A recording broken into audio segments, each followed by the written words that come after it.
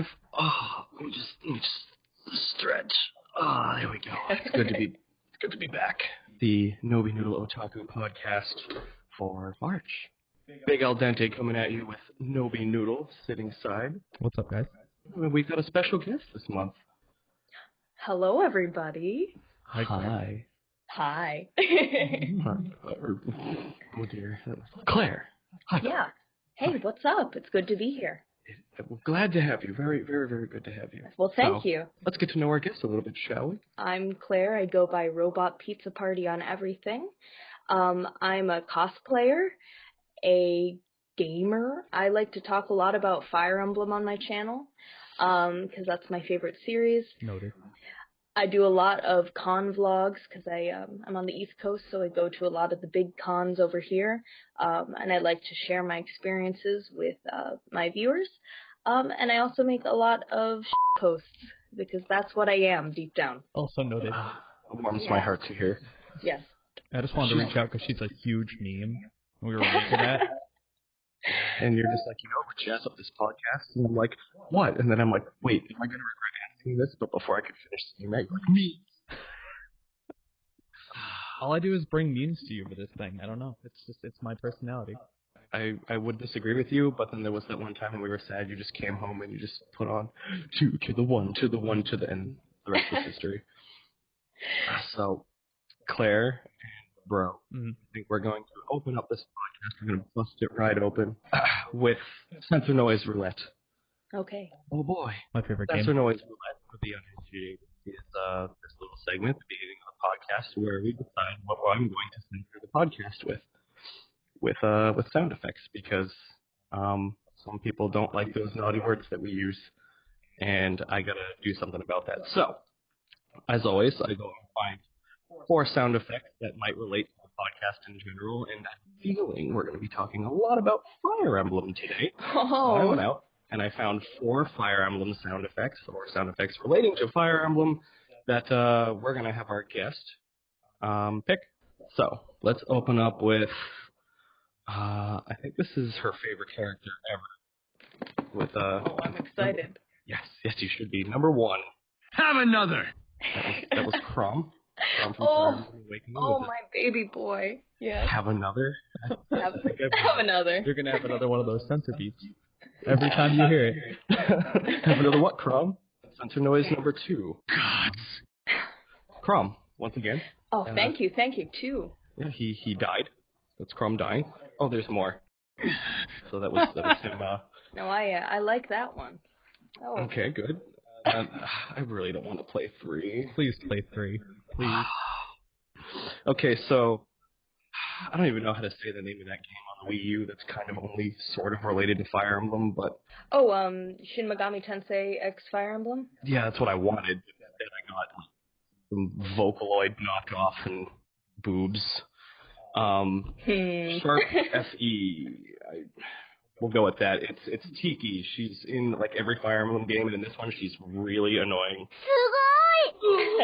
Oh dear. We were gonna save that one for later, but Tyler heard it and he's just like, "Yes, please." Add that weeboo garbage to my... And then they ruined her. just a little bit. So we're gonna get the palate cleanser noise, my personal favorite, all the way back from Smash Bros. Melee. Marth! Yes, good. Marth. Okay, so those are our 4. Okay. Do you want me to play them again, or do you think you have your answer? Do I just get to choose, or is it random? That is the roulette. Yes. Usually we had like a consensus. We'd sit there and just kind of see if there's one we could all say yes to. But you're our first guest ever, so we're just gonna let you pick. Okay, I think I like the one of Crom going gods. He does a little grunt. Gods. All That right. one. Yeah. Nice to have you along for the Good. ride, Crom. Crom sucking huge Gods. just for us. It's going to be so alarming to somebody who's like jumping around in the podcast and they just hear that. Gonna be in their car and they're gonna skip 15 minutes up and it's gonna go, God! Laugh. Gods. Very good. Just sitting in their car, windows down, nice and loud, sitting at a red light. And all they hear is people looking over, just like, What's going on over Leave it there? blasted to 14-year-old in this room. His mom's hanging out outside, and all of a sudden you just hear, Gods. Timmy, turn down that hentai. Mom, it's art. It's art. It's gonna sound even better in post. I know, it's gonna be perfect. All right, so we've had a lot of issues in getting the podcast back up because Fate seems to want to not be accommodating. We are having a lot of internet issues. Our neighbors upstairs, like, they cut our wire and mysteriously disappeared one night, and it sucked. Yeah, so a lot of my show notes and a lot of the things that I had planned to talk about were very time sensitive, and I don't like listening to the man. So let's talk about New Year's. I mean, Okay. it was only a month ago. Yeah, it's still relevant. That's okay. Yeah, kind of. It's 2017. God Emperor Trump is God Emperor. No, he's gonna kill me very soon. He's gonna make I'm an anime anime. real. Well, he might either make anime real or anime will become illegal. Which one? Time will decide. Anime's already borderlining illegal, so Yeah. You can get your weed out of a vending machine now. How you can't get your anime out of a vending machine yet. well, like, is that a trade-off? Is it now that we can get weed, we can't get anime? Don't you sin like that. It's like, did we have to bite the bullet? Those folks really enjoy smoking a toke or potting a plant or whatever them kids use nowadays. Tree. Weed lingo. All I want is my manga. That's all I want. My mangoes. My Is- mangoes. Is that a code word for like some new brand or hybrid of weed? Maybe. Manga?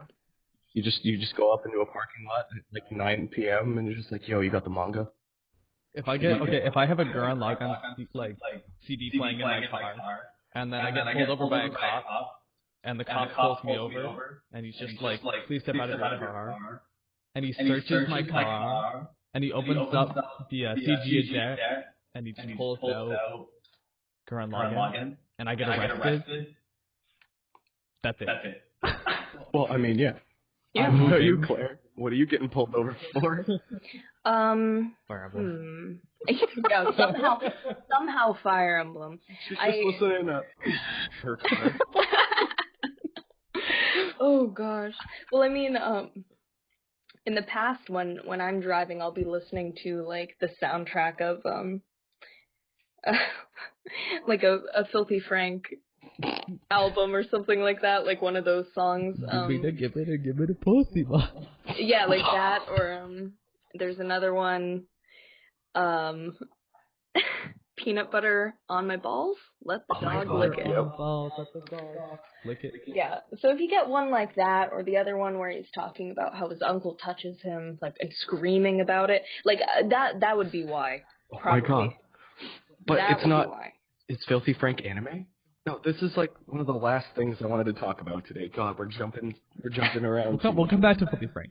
Yeah. Put him on hold. We're putting him on hold. Put the man on hold. But he deserves an anime, let's be real. Yeah. I mean, That he would be tried. funny. Or, I mean, could you call that a try? When he had that He's war the with anime Fuji? hunter. He doesn't like anime. He killed Hatsune Miku. He did? I didn't see that. Oh man, that dude's my hero. You're behind. No, now I'm genuinely curious. What anime would you listen to when you were driving? Well, I mean, honestly, Nobi got it right on the head. I listened to the Gurren Lagann soundtrack a lot. Yeah. Okay, I'll take that. Yeah, I also really like the Zankyo no Terror soundtrack. Not familiar. It's by the same guys. Let's see, what have they? Obviously, they put out Cowboy Bebop, but Wow. Ooh. this is their like newest release that they've done. It came out like last 2 years ago, maybe 2 years ago. Its English name is Terror in Resonance. So This is by the same dudes who did Cowboy Bebop? yeah. Wow, we haven't known. Wow. Didn't know I don't that. know if it's same studio, but the majority of the same people are working on it. It was really great. But that's a good soundtrack to like think about your life too and like cry too. So I mean, depends on the car ride. it's us like every day in the kitchen. We're just like in the rain. Exactly. Or more recently, Call Me, but like that's just me. Call me. Good beat song. Yeah, I was trying to do Car 21. I lost it. That's okay. You tried your best. This is gonna become a singing podcast. Pay for it. It's just a sing along. The real balloon. Try not to sing challenge. Try not to sing along challenge. Kill me. Gods. How's that one song go? Eulogy for Nobi who became a skeleton after bro sang for like an hour and a half. Yeah, Kamina's dad who has become a skeleton. The names on that soundtrack are just so hilarious. But it's so good. Yeah, and that's what I love about it. I just remember when we met, and then I was dressed up as Simon, and outside I was digging in the dirt. And then you jumped on my back. And I jumped on your back. And from there it was just a steady decline. Okay, decline of memes, horrific. The rest is history. Let's make some history. Born? Here we are today. Are we born to make history? Yeah, that's where I was going. Both of those. All of it. Let's just lump it all in there. Yeah, New Year's happened. 2017. Got in for Trump, had to make, etc. Valentine's Day also went by, which was upsetting. We were going to talk about this with our newest member of the team, but, you know, so Claire's here. We're queer. Did you do anything special for Valentine's Day? I was working on cosplay. Same. You're married That's to me. anime. See, last year Katsucon was the weekend of Valentine's Day.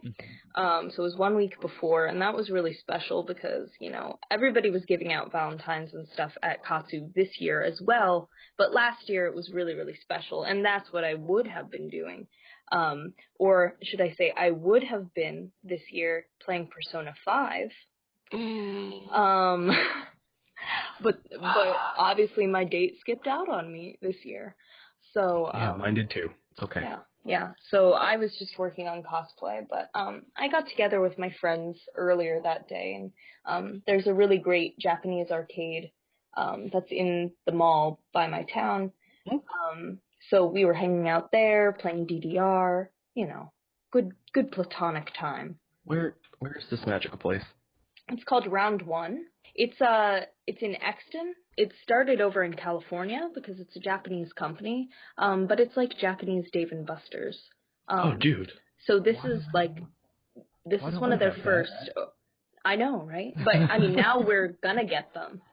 This is the first one over here on the West Coast, but now they should be coming all over the place because it's really popular over here. Yeah, the Random Assault guys were talking about it a lot, but I assumed it was some sort of like con thing. They talked about it like they had before, and they didn't really go into detail. So I'm like, I wonder what that is. Maybe they go to con. Because I know I see the old Japanese games there now. Yeah, maybe they're one of the companies that rents them out at cons or something like that. That makes but sense. yeah, they have a DDR. They have a really cool Luigi's Mansion game where you get like a vacuum, and it's in a little booth, and it's like playing that. They have a bunch of Mario and Sonic games. They have the very first in America, that spin-off game, Final Fantasy Rhythm Theater. Oh, Theatrhythm? Yeah, that one. Was awesome. They have that in arcade form. They have Project Diva. They have Groove Coaster, Poppin' Music. Poppin' Music? Music? Bunch of, yeah, Poppin' Music is my favorite. There's a neat little place out here, Newton, I think. It's off the Mass Pike. They have a place out there it's like it's a American arcade, but they have a section for Japanese games, and they had Poppin' Music over there. I'm like, oh man, I remember playing this on Wii, and it was fun. It reminded me of Guitar Man, so I had a good time in front of that. Isn't it so cute? It was a little sickeningly cute, but the music was just so, yeah. Exactly. It was cloyingly sweet, and I was just like, too kawaii desu for me. Get that out of here. I think they were talking about Castlevania light gun game, but it's not a gun, it's a whip, and you're whipping creatures and stuff as Simon Belmont. Like, that sounds awesome. I don't think mine has that, but it could very well be that the ones across America do, because everyone has like at least 2 games that the other ones don't have.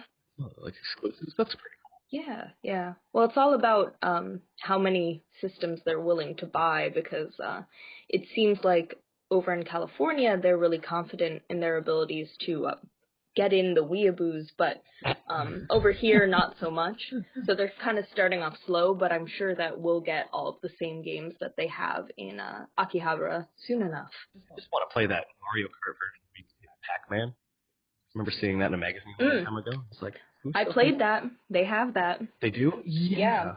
You can play as Pac-Man, and you can play as the taiko drum guy. You know, the little fat taiko drum.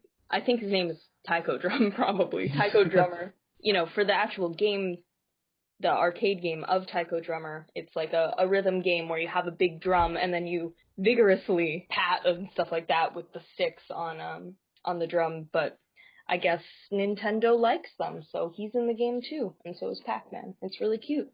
Oh, you mean Donkey Kong. Right. Kind of. Expand drum. Mm-hmm. Expand drum?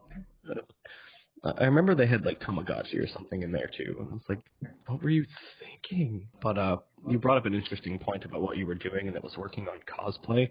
So I was like, wait a minute, cosplay resolutions, like New Year's resolutions. So like, sure, you could go to the gym, but like, is there something? Because I know I was trying to think about what I could do this year in terms of cosplays and stuff I haven't done recently or before, and I mean, the question is open to either of you guys, but like 2017, new opportunities. Do you have anything in the realm of cosplay that you want to try to do this year? Like, I do mascots, and this year I'm thinking I'm going to go a little low-key, and I might actually outsource my first costume or do something that's just not very extravagant, get maybe a little lazy, but still try to get a nice flair going. What about you guys? If you don't mind, I'm going to start. Claire, have you seen Boku no Hero? Yeah, I love that show. So you're familiar with All Might, correct? Yeah. My dad. All right. I want you to try to imagine me, and now we didn't meet at Katsu, but I have a pretty small frame. I'm going to go to great lengths to make an All Might costume. Like a beefed up version, or? I'm talking that like would be really fun. Muscle he really pads. does look like the frail version that's bleeding all the time. Takanori. Yeah. So I'm like, if you're gonna do that, that's great, and I commend it. But you have to do the frail one. Yeah. Do both versions. Yeah. When I get real tired in the All Might costume, I'm going to walk out, go into a bathroom, come out bleeding as Takanori, and I'll be like, I'm not All Might. I just want to follow you around with a fog machine. That'd also be funny. That would be funny, because then I would be Birdman, and I could hide in the fog.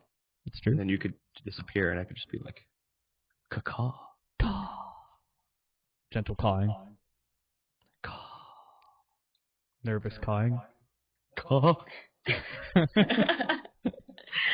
Well, Nobi, that sounds really awesome. Especially, All Might is so muscly and everything, so you're gonna have a lot of fun making all of the muscles and like foam padding and stuff like that. It's going to be terrifying. I want to get like those platform shoes and try and be like 6 feet tall. Oh my goodness. There's some tutorials you can find online where people take platforms and then they kind of change them so that it still looks like it's a part of your leg. So you can work on that, because I'm sure All Might has like big feet, so you could change things around a little bit, and then it would look really cool. Are you going to Otakon by any chance? I'm hoping that I can. Okay. I haven't gotten a hotel room yet or anything, but I really would love to see what it's going to be like in DC. Right. That's why I was saying, because I knew you went to Kathy, so I was just like, I wondered if you're going to go to Otakon. But that's what I want to try and get it done for. And if I was going to fall down the stairs and hurt myself, I'd want you to be there to see it. I'll vlog it. Put it on camera. Vlog it. Slap it on Twitter. All Might beats it. 1K views. And that's all it is. Like, I don't vlog for the rest of the time. We both upload the same exact video. The same exact video from 2 different angles. 30 seconds long. How are we gonna top it? How are we gonna talk? All Might falls down some stairs. Just change your Twitter handle to All Might at Hospital. There it is. And we can have a bunch of characters just watching. Like a Kachan and a Deku are just standing there and they're like not reacting. They're just standing there. Oh god. All it needs now is what was his name? Grape juice. Oh, Sticky? Yeah. Sticky's my favorite. Take the shot. So we have this just, I don't know how it happened. I don't know. I think we just determined that he was really worthless, so we started watching the show the first time around. We were just like sitting there making voices, and every time he comes on screen, we jokingly said we'd take a shot every time he showed up.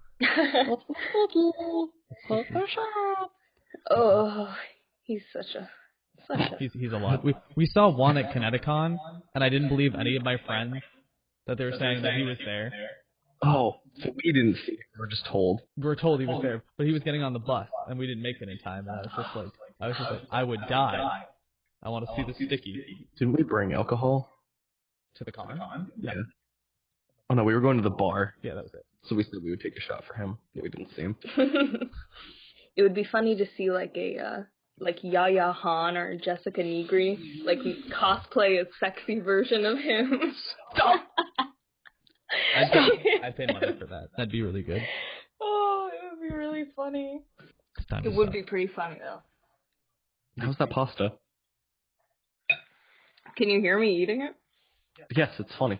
Oh, I'm sorry, everybody. I was just don't apologize.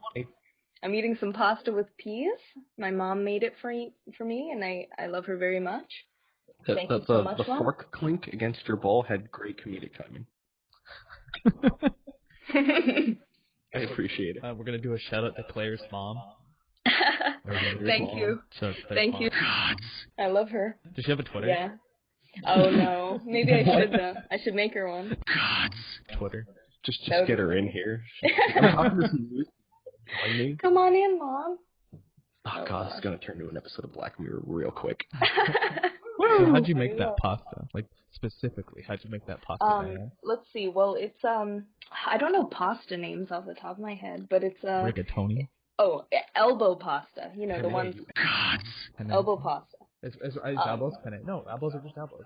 No, I was just yelling penne at you because penne is better than whatever you said. Rigatoni? Yeah. Yeah. Anyway, I'm sorry. Go on. That's okay. So it's elbow pasta. Okay. There's peas. There's tomatoes. The tomato sauce is sweet. It's not like a savory kind of sauce. It's a sweet tomato sauce. The way it should be. And then we top it off with some cheese. It's a basic family dinner for when we don't know what to make. Yeah. So yeah, Claire, what are your cosplay resolutions? You know, I would definitely say, yeah, I guess you don't. You're gonna find out in a second. I would like to focus on doing cosplays, and I know this sounds silly, cosplays of characters that I really want to cosplay. Like, a lot of times I cosplay characters because a lot of people are, and it's hype, and, you know, like, I'm excited about it, but, like, I don't really know the characters. So, like, I cosplayed Makoto from Persona 5, and I'm sure I'm gonna love her. She's the brown-haired one with the motorcycle. She's really cool. Is she the one with the glasses? No, that's Futaba. She's orange hair. That's my wife. Yeah. Yeah, she's cute. And like she's really cool, but I don't know anything about her. But I was telling myself, I'm like, why am I spending money on this cosplay for this character that I don't love yet, when I could be putting the time and effort into making a costume that I've always wanted to do? So. Oh, sorry. Go ahead. Finish. No, it's okay. You go ahead. I just don't understand why people do that. Maybe it's just because that's how I see cosplay. It's just, why bother doing it if it's not for you? Like, Well, all the characters I've ever done are characters that I personally really enjoy, and I wouldn't sink hundreds of dollars into a costume if I didn't know the character, especially if I'm going to a place where people are going to ask me about it. I don't want to sit there and go, yeah, I cosplay Scooby-Doo because Jinkies, nothing else. Ruh-roh, I don't know, hopping on a bandwagon doesn't seem like a good excuse for me to want to drop all that money on something I'm only going to be wearing for probably 3 days out of the year, and I might not again. But again, it could just be, a personal thing. Well, no, that makes sense, and that's what I'm trying to tell myself now. I guess the best way to explain it would be, sometimes I make these cosplays because my friend is really passionate about the show, so I want to make them happy, and like I'm gonna cosplay this with you, for a bonding experience, and I'm sure I'll love the character because of that connection we made. Okay. But I mean, it does cost a lot of money. So I totally understand what you mean, and that's why I'm trying to get better with it, because, like, I always tell myself, going back to Gurren Lagann, I really want to cosplay Nia, because I love Nia so much. Yeah. But I never do, because I think to myself, Gurren Lagann is 10 years old. Nobody's gonna, like, be excited about that, but I shouldn't worry about that. No, you really shouldn't. You're a Persona fan. When did Persona 4 come out? 2012? Maybe even earlier. Because when did I do Teddy? 2013? No, that's not right. It was Whenever did he not? It was a great amount of time since the game had up. come out, and everyone was just really excited to see Teddy because I was just like, I like Teddy. It was he's a little fuck, and I want to annoy people. Everyone's like, oh my god, Teddy. And I'm just like, yeah, this game's really old, but hey, it was a good time. So I can understand why you'd want to do it with a friend. Like, Tyler and I do a bunch of cosplays off each other, Finn and Jake. Yeah. Simone and Kamina. Good.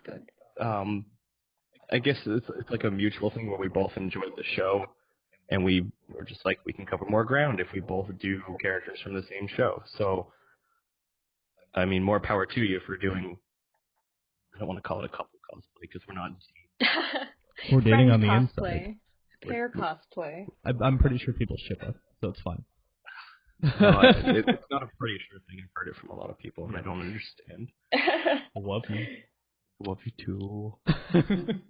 God. No, what I was going to say to Claire was I was just going to say I have to break out Lagann again, and she's going to cosplay Nia, and we're going to point to the heaven, and we're not going to go, God, what people think. Well, that means I have to get super buff and do Kamina again. Yeah. I haven't done Kamina since, 2006? Do it again. Do it again. 10-year redemption. Yeah, if we're both at Otakon, we can do a Gurren Lagann 10-year anniversary group. That would be really cool. If you've never seen my Lagann, getting that thing through Otakon might be actual hell. Good. But would you do it? Would you do it for the love of cosplay? Would I do it for the love of Gurren Lagann? Getting that thing on a train, though. Remember when I brought Teddy to Anime Boston and he was on the train? You can wear Teddy. I guess I can wear Lagann too. They were so mad about that though. They were so mad because I went to Anime Boston with him and he was just like, I was trying to get up the escalator and the guy was like, "You think you're coming up this escalator right now, buddy?" So I think that's one of the more fun parts when you're doing mascot costumes is that you're an inconvenience to everybody, and depending on who you are, that could be embarrassing or it could be really funny. For me, it's always really funny. And then I get the costume on, and people who I may have inconvenienced early in their day are just like, oh god, I remember that costume. Oh wow, he's really funny. And I feel warm on the inside. That could be just because I'm getting heat stroke, but it is still really funny. So, cosplay. Mm-hmm. So yeah, definitely, I would encourage you to make cosplay of characters you like, because it's just more fun.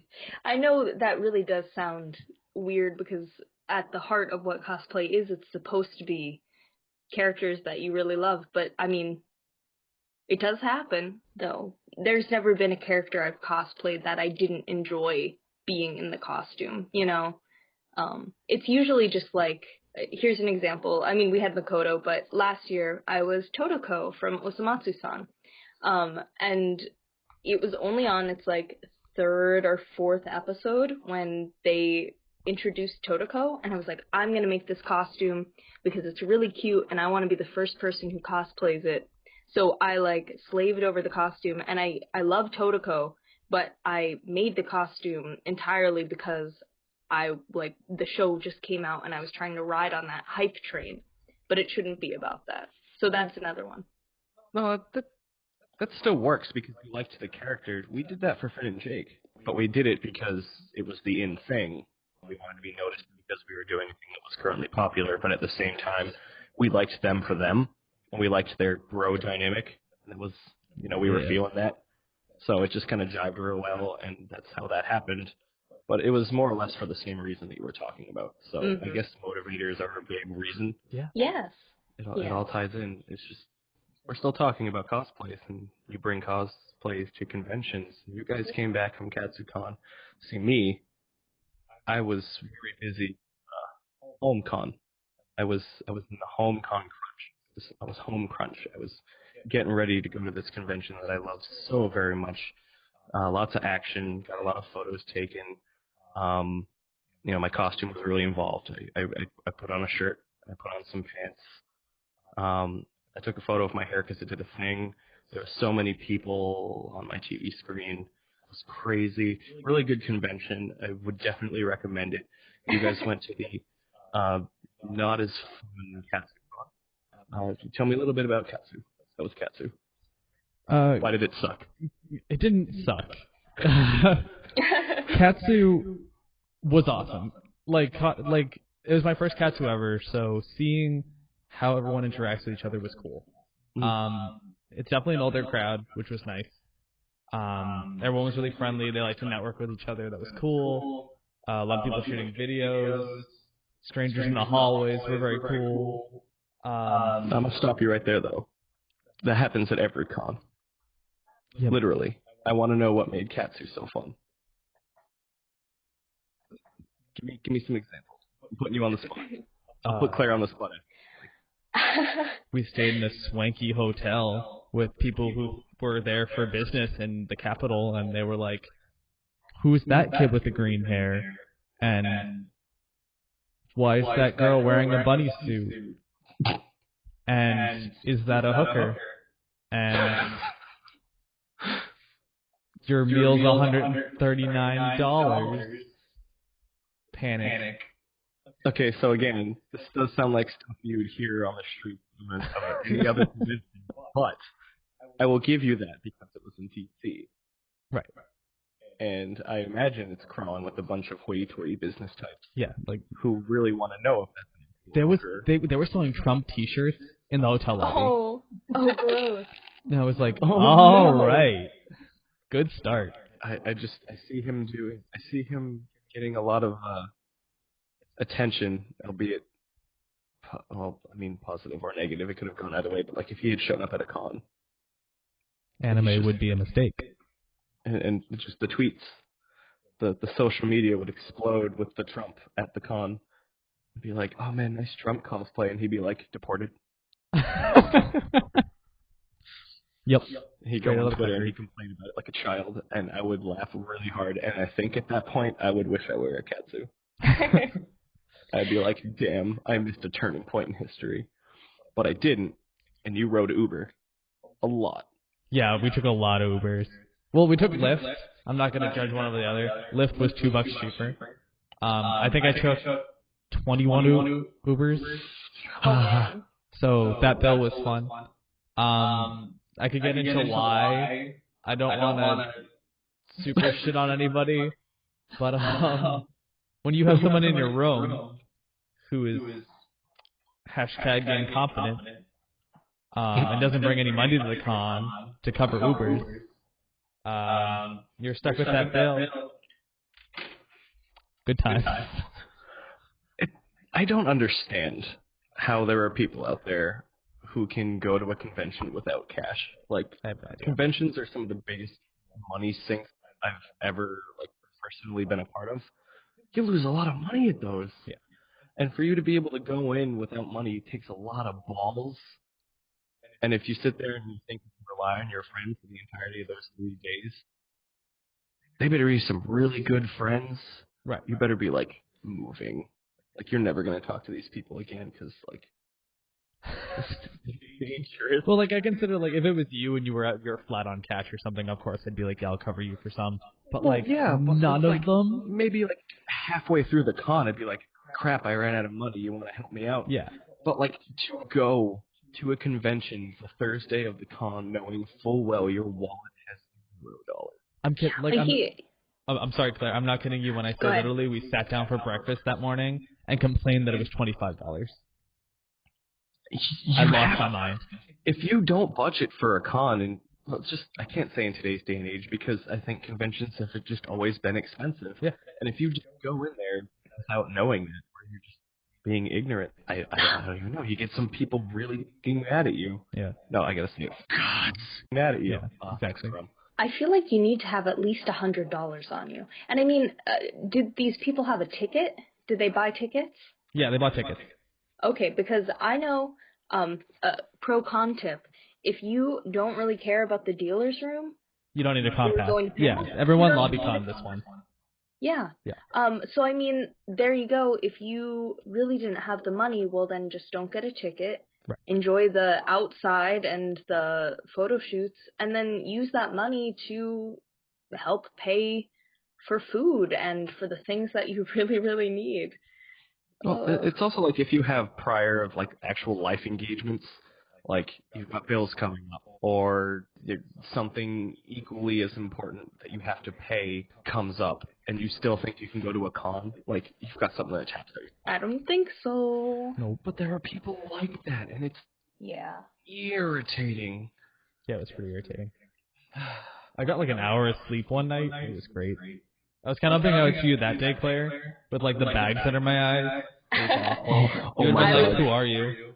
Did you see any of the photos he put up on Twitter yet, Claire?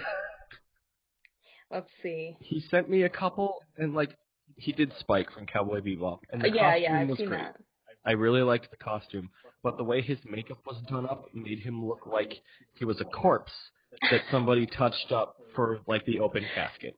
I think I actually looked like a corpse, and I had my friend do my makeup real quick in the morning, and I think they tried to make me up so that I didn't look like a corpse anymore, and that's what it looked like. Look, he sent the photo to me, like I'm sure with every intention of it being a really cool photo, and it was cool. But I was just like, dude, you look so soulless. I am like, soulless. He was like a marionette. He was fake, and I'm like, dude, this is gonna bother me. Like I grip my desk real tight. I'm like, dude, you good? Is it this one? I have a hangover the size of Jupiter. Yeah, that's the one. I can see the eye bags, but I feel like Spike, he would have eye bags. Yeah, so it's okay. It's all in character. If anybody asks. Yep. That's amazing. To do it. Like, actually, I mean, Spike is dead. A corpse. Yeah. A dead man walking. But like, I don't know if you could call it like Uncanny Valley. Yeah. Yeah. It's almost Uncanny Valley. You look like a doll. Not like gorgeous. Was that a pretty doll? Stop. A Barbie doll. Not the cadaver. No, I don't think the Barbie was the kind of doll I was thinking of. No, it looked like a cadaver. What happened in the room stayed in the room. Are you sure? What? Is there anything you want to tell us? Did they touch you? They killed me. Where on the doll did they wait? See, it's funny because you're the doll. I don't get it. You lost me. We're just staring at you intently, like, come on, pick it up. He's looking me dead in the eyes, and he's just like, pick up the joke. And I'm like, I don't get the joke. Dead on arrival. Maybe in 5 minutes. Maybe. I'll be like, I get it. We're going to go to our first break, and he'll be like, I got it. Off camera. You'll get it. We usually leave the recording running while we take breaks, so when I'm editing this, I'll just hear him really loud laughing. I'll be like, see, I knew he'd get it. Eventually. But, not right now, though.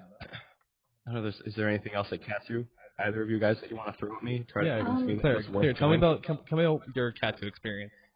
Okay, well, I don't have anything particularly interesting that happened with me, Okay. but I have some stories of crazy things that happened at the hotel Okay. that you guys might find really entertaining. I do like entertaining. Okay, so I don't know if you guys are aware, but last year there were a few goofs and gaffes that happened at the Gaylord Hotel. Yep. For example, the One Punch Man hole in the wall. Yep. Yes, that's just one of them. This year, the first thing that I heard about was on Friday night. Somebody took a, here comes the crom noise, took a in the middle of the hallway. All right. Just in the middle of the hallway in the hotel, the 17th floor. So I've heard it was that floor. Yikes. And then just left it there. Okay, Wow, so that's number one. 2, biggest thing that I heard about was the official Katsukan orgy that took place. Well, Isn't that really gross? I'm ready. Katsu 2018. So, if you guys ever are interested, not in an orgy, but there's this group on Facebook called the Katsukan 21 Plus.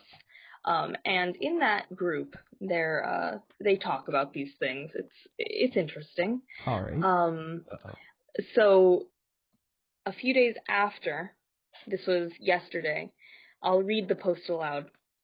It brings me no great pleasure to address such a touchy subject, but we've decided that it's best if we bring it to the public attention now. If you or someone you know were involved on the orgy on floor 14, please go to your local health clinic and get checked out. One of the parties involved our activities was seen posting on his Tumblr, making a disgusting, horrible joke of putting holes in his condoms. As of Sunday, he's been reported to proper authorities, and the situation is out of our hands.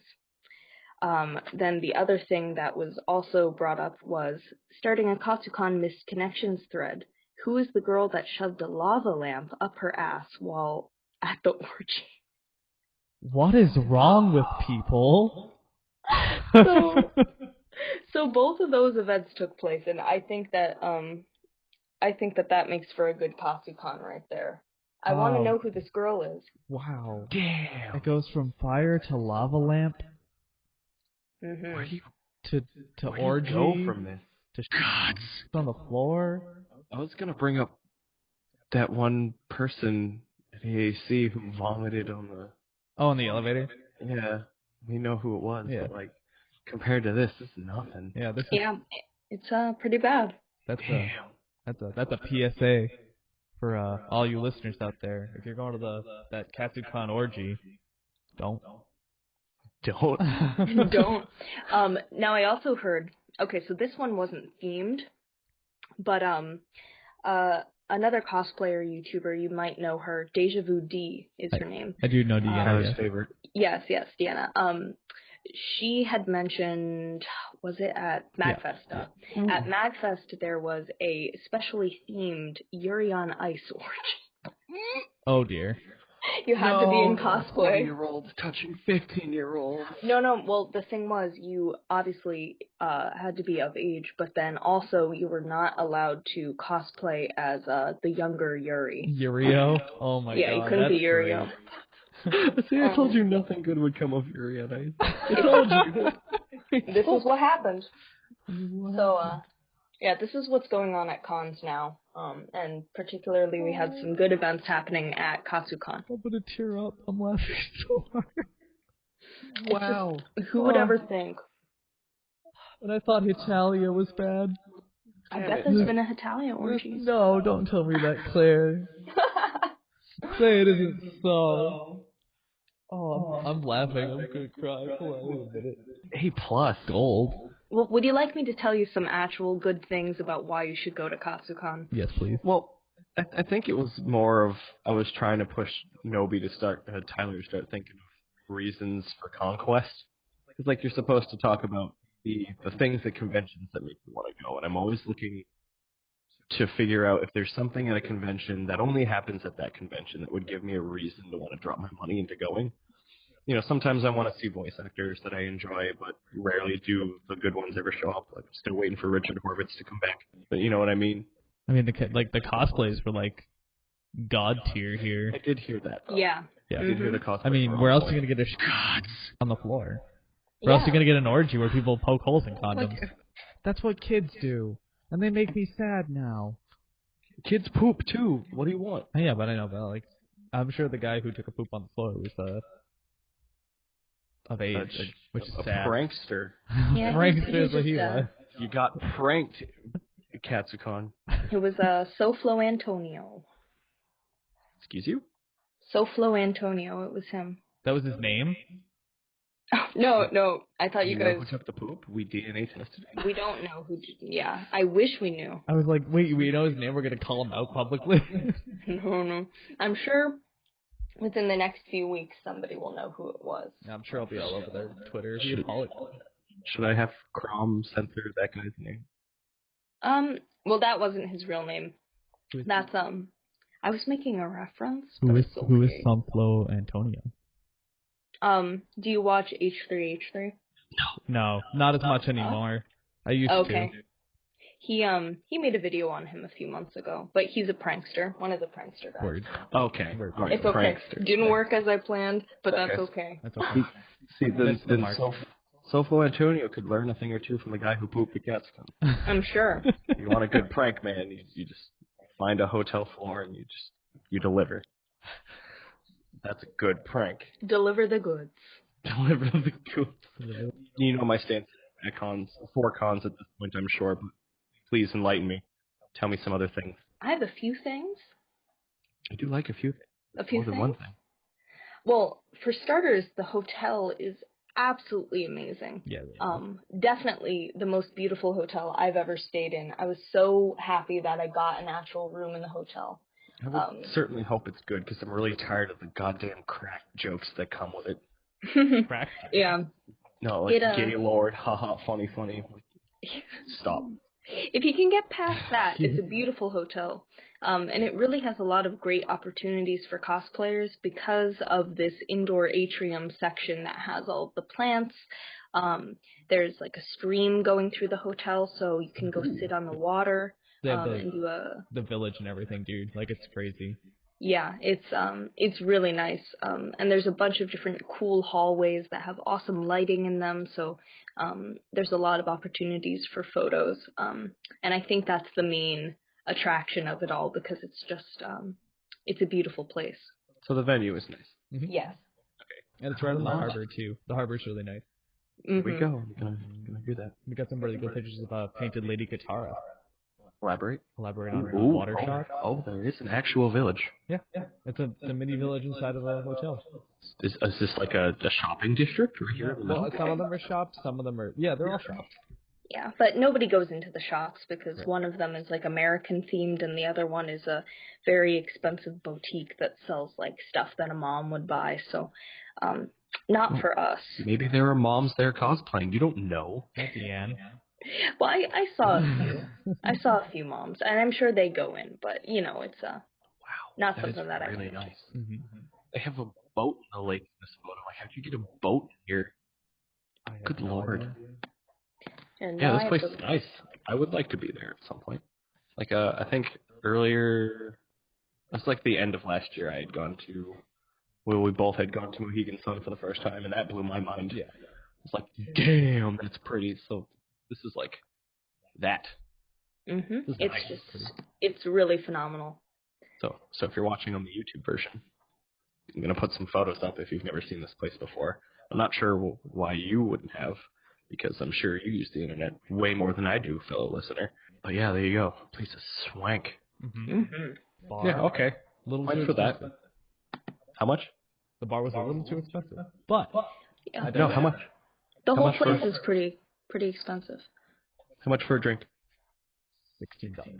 Screaming. So the venue, good, noted.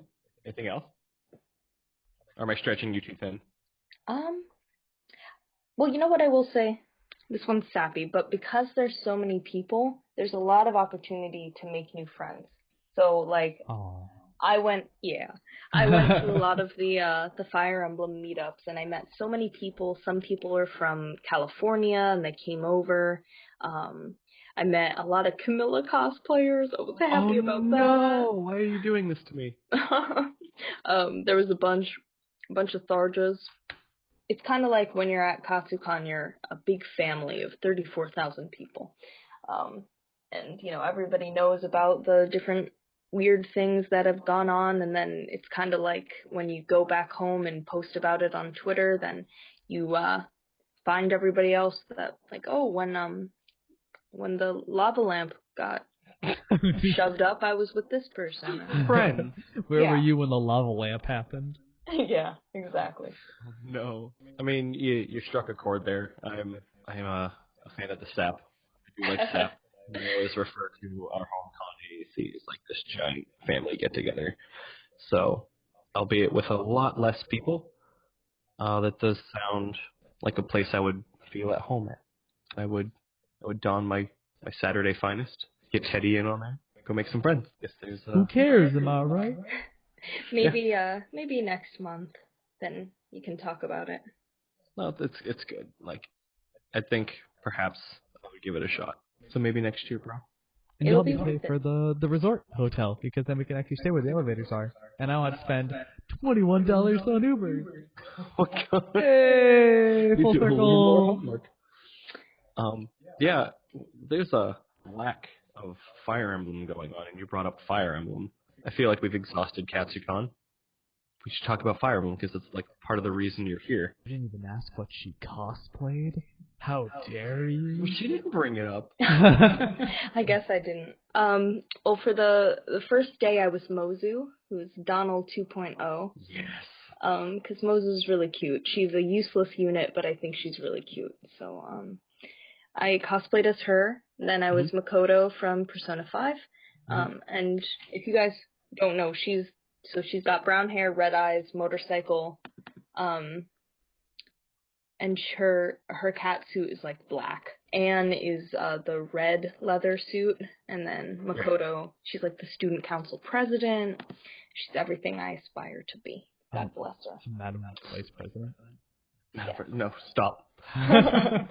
Someone say Camilla? No, last time I was on Random Assault, one of their guys asked me who my Persona 5 waifu was, and 4 or 5 days ago where I had found the English version of the theme song, and what I assumed to be a photo of the whole cast. And I did see who you were describing on there, what I determined right there to be my waifu, because she was tiny and had glasses and was typing, and I was just like, you're cute. Who are you? Are you my useless support character? I'm like you. No, you brought up Mozu, and God, I hate that game. I hate that game, Claire. Wow. Well, which one? Which installment? All of them. Fire Emblem Fates is just so unlikable. It's terrible.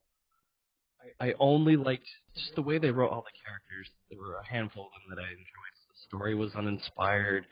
Every time Tyler puts his hand over Korn in Smash Brothers, I have like a little aneurysm. Korn is the American Dragon. He's such a He's an idiot. Like, you grab him down B and it's all that matters. No, he's. You know when they write characters in RPGs and they're just like, we left them mute because we want you to imagine yourself as a character. What would you do in this situation? I feel like they did a really terrible job doing that, but also assumed that you were a massive gods when they wrote Corrin, and also like Weeaboo 2.0. They're just like, anime tropes, let's fill him with them. He is only anime tropes, and he's so unlikable. Like, every time he talks, every time he moves, every time he dragons, it's just like, shut up, you gods. Claire, why is it so bad? I have to agree with you. Like I'm a huge Fire Emblem fan, but definitely, the writing is just god awful. It's terrible. And it was hard because I wanted to like the game so bad, but I just found so many flaws with it. And I mean, obviously I played through it and it was fun, but it didn't make any sense. Yeah, like the gameplay was tight. it was what I expected out of Fire Emblem, and some new stuff made it interesting, but, like, I couldn't find any enjoyment out of it because I couldn't like the characters I was playing with, and that's the whole point. Mm-hmm. Like, Camilla's pretty. She's got boobs and purple hair. Like, why wouldn't I like that? I liked Mozu because she was cute and useless. I liked not All Might. It's like, to justice. Not my And what's that sniper dude with the Harold. one eye? Harold. Yeah. Harold. Yeah. What kind of name is Harold? One other thing I really didn't like about the game was the very first amiibo I tried to there was Roy. And the game's like, God, that amiibo's not Fire Emblem, it's not supported. I'm like, yeah, sure. Couldn't patch that in. It's Because, the older Fire Emblem games don't matter. Only Awakening and Fates exist. And but the Marth Ike could game. be because Marth. Morph. Yeah. Marth. Marth's my favorite. I could go on.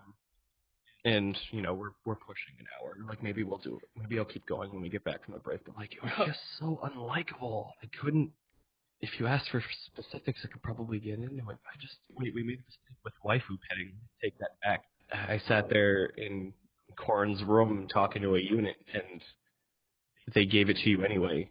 You just couldn't pet them. You just saw that really weird 3D model of them talking. I was like, no. Yeah. Get out. But, I mean, I got Anna Chapter 5 through DLC, and I'm like, yay. Redeeming. Wait. Chapter 6, I lied. Sorry, Anna, not even you can save this game. So.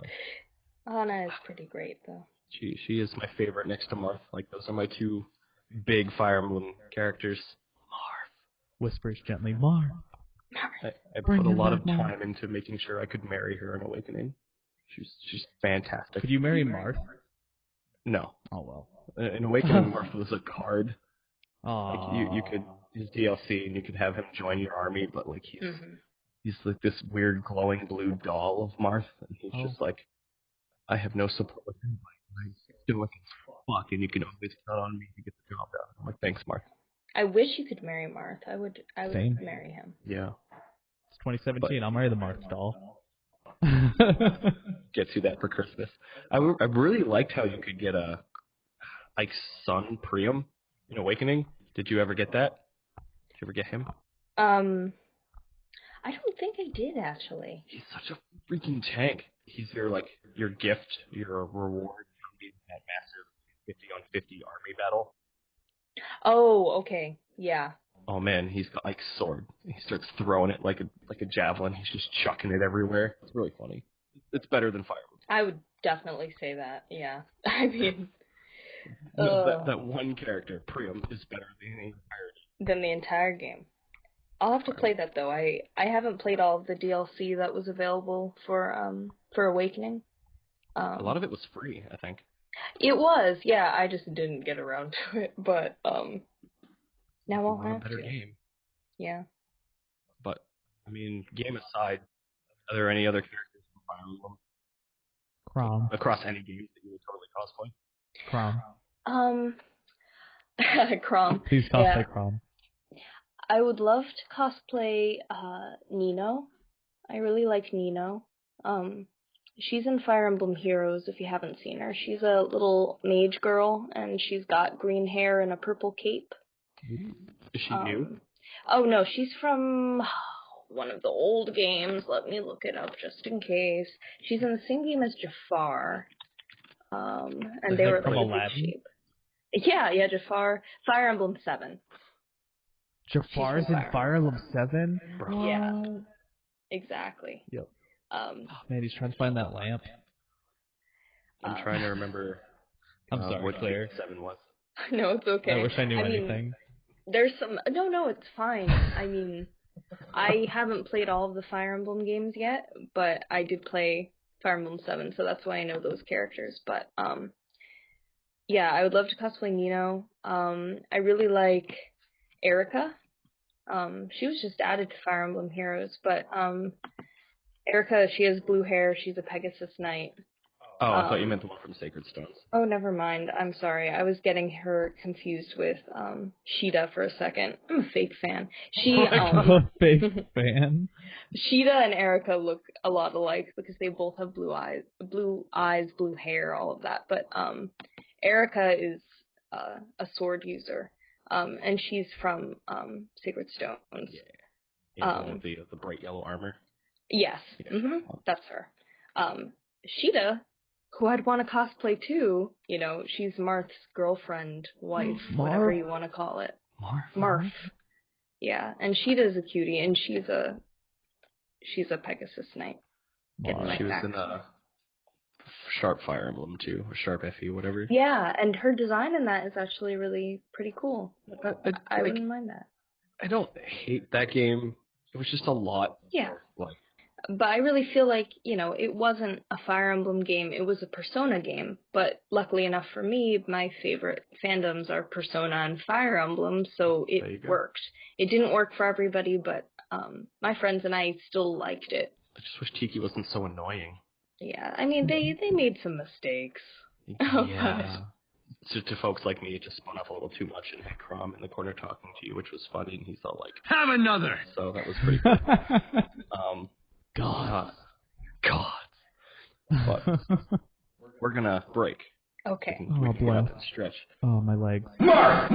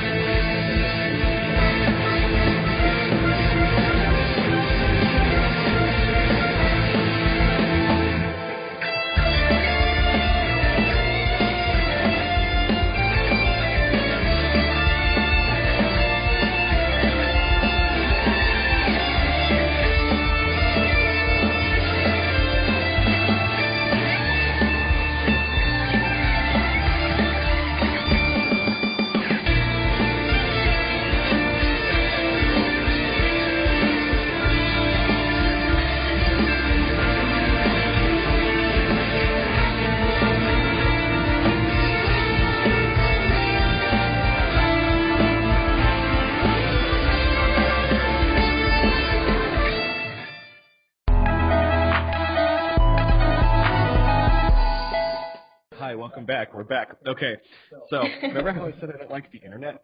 We got cable back, right? And we haven't had cable since we moved in here. So the place was like a cave. So we're both rediscovering TV, and I forget what we were watching. Curse of Oak Island. Yeah.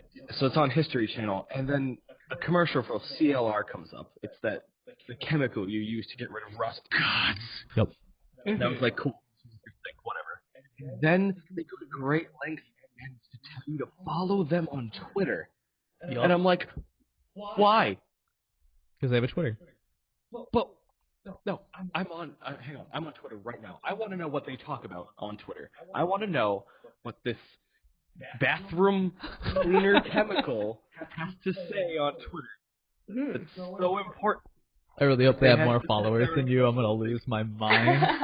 Yeah. Follow us on Twitter. Like, you clean my bathroom. What do you possibly have to say? Are you like Arby's, where you creatively post memes and references and it's funny? Or are you just like some 70-year-old dude behind a computer who's just like, today, people from place use CLR and clean good photo. Clean good. I don't get it. Why? Like, I get everybody can have a Twitter, but why? Yeah, that was the weird one. Calcium, lime, rust. The search bar. Here we go. People. I want to follow. Oh. Nothing came up for that search.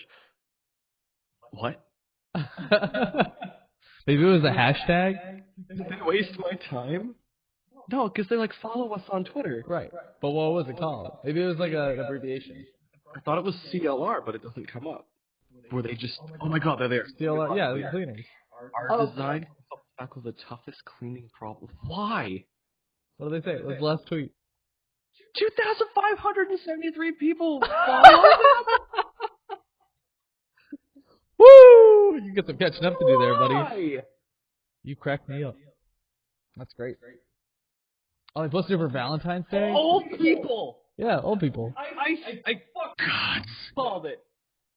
I'm so angry. Head over to their right now. Facebook page. It's just, and they don't even show that product. One like. Who are their PR people? CLR cleaners on their banner. They show Tarnex They've been doing this instead. for 50 years.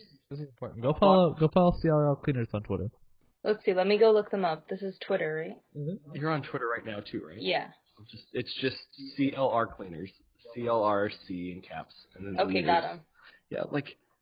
Well, I'm gonna follow them. So there we go. Bless. Need some hashtag Monday motivation. 25. Oh, they only get one like on their tweets. Hashtag ad. No, Claire. a couple. Oh my god, I hate you both. Yeah, let's go. You do We it. love CLR Oh, dude, I'm cleaners. gonna retweet their stuff. Everyone's gonna be like, what's happening? Followed. Unbelievable. Oh, what is your New Year's resolution this year? Only got 4 votes. Aww. Sounds like my Twitter. Yeah, I so feel say so it's bad. 4 more votes I want to than you got. help them. I want to help them. What have I done? I would be like, share for share, buddy. Why am I going to follow you on Twitter? Because they post really interesting stuff. The correct answer is for the same reason we follow your sorry ass. Oh. And I'd be like, gods, you got me. Around the time we were supposed to talk to you, Claire, the Fire Emblem Direct came out. Yes. And we were all like, oh boy, it's Marf. Marf is back. There he is. It's our boy. So I wanted to know, because I had my own hopes and dreams for this Direct. It was a half hour long, and it was so much they can cram in that 30-minute segment. I want to know if there's anything special that you wanted them to say. What did you want them to say that would make them tickle your Fire Emblem naughty bits? Let's see. Well, I was really hoping that they would announce a remake, and they did. So that was my main thing. I really wanted a remake because I know a lot of Fire Emblem fans harp all the time like, oh, nobody plays the older games. Oh, everybody dislikes Tharja, blah, blah, blah, blah, blah. But making the remake was a really cool idea because they can just revamp the story, revamp the characters, and, they could very easily sell some sort of port for the Switch of the first Fire Emblem game of Gaiden, along with Fire Emblem Echoes, and they'll make some good money because people are going to get interested in these older characters again, people who had never heard of them before, and because of that, that makes me really happy. I think that it's looking up, and the older characters will get some recognition. Good answer. Yeah. Especially because they put all those characters in Fire Emblem Heroes, and probably everybody's Yes. like, who the hell are they? That was great. I mean, I know people who are now talking about characters that they had no idea who they were before, and now are genuinely interested in them, interested in cosplaying in them. Yes. And, Nintendo has a lot of power that they can work with now. They could make a remake of every single Fire Emblem if they wanted to, and probably nobody would complain. Because most people have not played them, so they might as well. I would love that. Yes, I am inclined to agree. I was kind of hoping that with the new one, the remake of Gaiden, that they would kind of do I don't know if you've ever played Cave Story, or some indie games where sometimes when they re-release them for new systems, they'll have updated visuals, but they will let you go back and use the old ones if you That so would chose. be cool. So if maybe they did, I'd have to go rewatch it again, but it would be cool. That would be cool. I would like that. I don't remember seeing anything like that, but they're gonna do something in the game to give back to the longtime fans, I'm sure. Anything else you wanted out of that? Because, oh boy, I know there's some stuff I wanted. Well, from that Direct in general, I was hoping we would see a bit more of Fire Emblem Warriors, but we still really didn't. The other things definitely made up for it, but, I made a whole video about what we can expect to see in Fire Emblem Warriors, and I'm like, oh my gosh, we're gonna see so much of it in this upcoming direct. And then it was, the original trailer was maybe 30 seconds long, and we saw Crom's hand. And then in this one, it was maybe a minute long, and we saw Crom's face. And if that's not exciting, I don't know what is. But I'm sure, we'll get something soon enough. Hype. Yeah. Crom. I really, I wanted to be impressed by it. So far, I'm not. Because I'm like, Hyrule Warriors or, any other Musou game.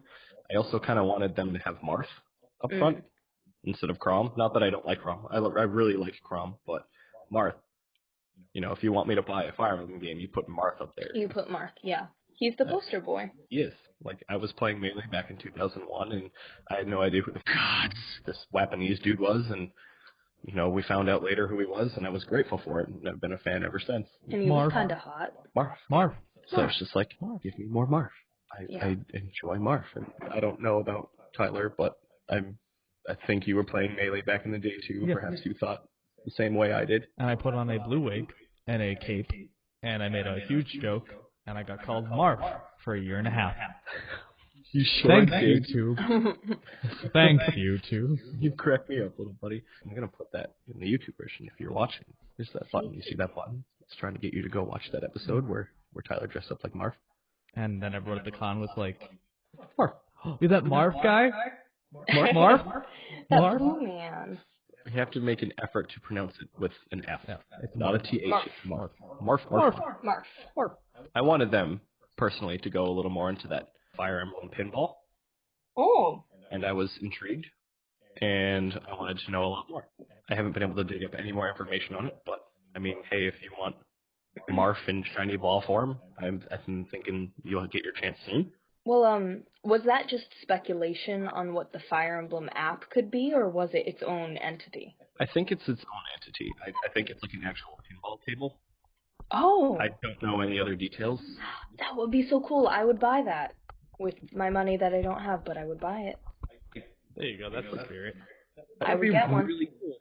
Have your friends over, you have this giant pinball table in the middle of your living room, and they're like, "Oh, dude, pinball?" And it's not just any pinball. No. Fire Emblem pinball. It's waifu pinball. Waifu pinball, complete with Thar. Torrent and shut up! Stop ruining it. It's just like you. I don't know. You pull the lever to get the ball to shoot out into the table, and you do that. And the second you pull the ball, it says Marv, and I'd be like, "Oh, it's nuts." Yep. I would play. That's when you get a jackpot. When you hit the max one, it goes Marv over and over. The jackpot. Marv. There it is, and you get like a really big multiplier going, and it's like, and then I turn it off. And I'd be like, gods, the Nintendo Switch, gods, my Wii U. We don't need this PS2 anymore. We got Fire Emblem. Yeah.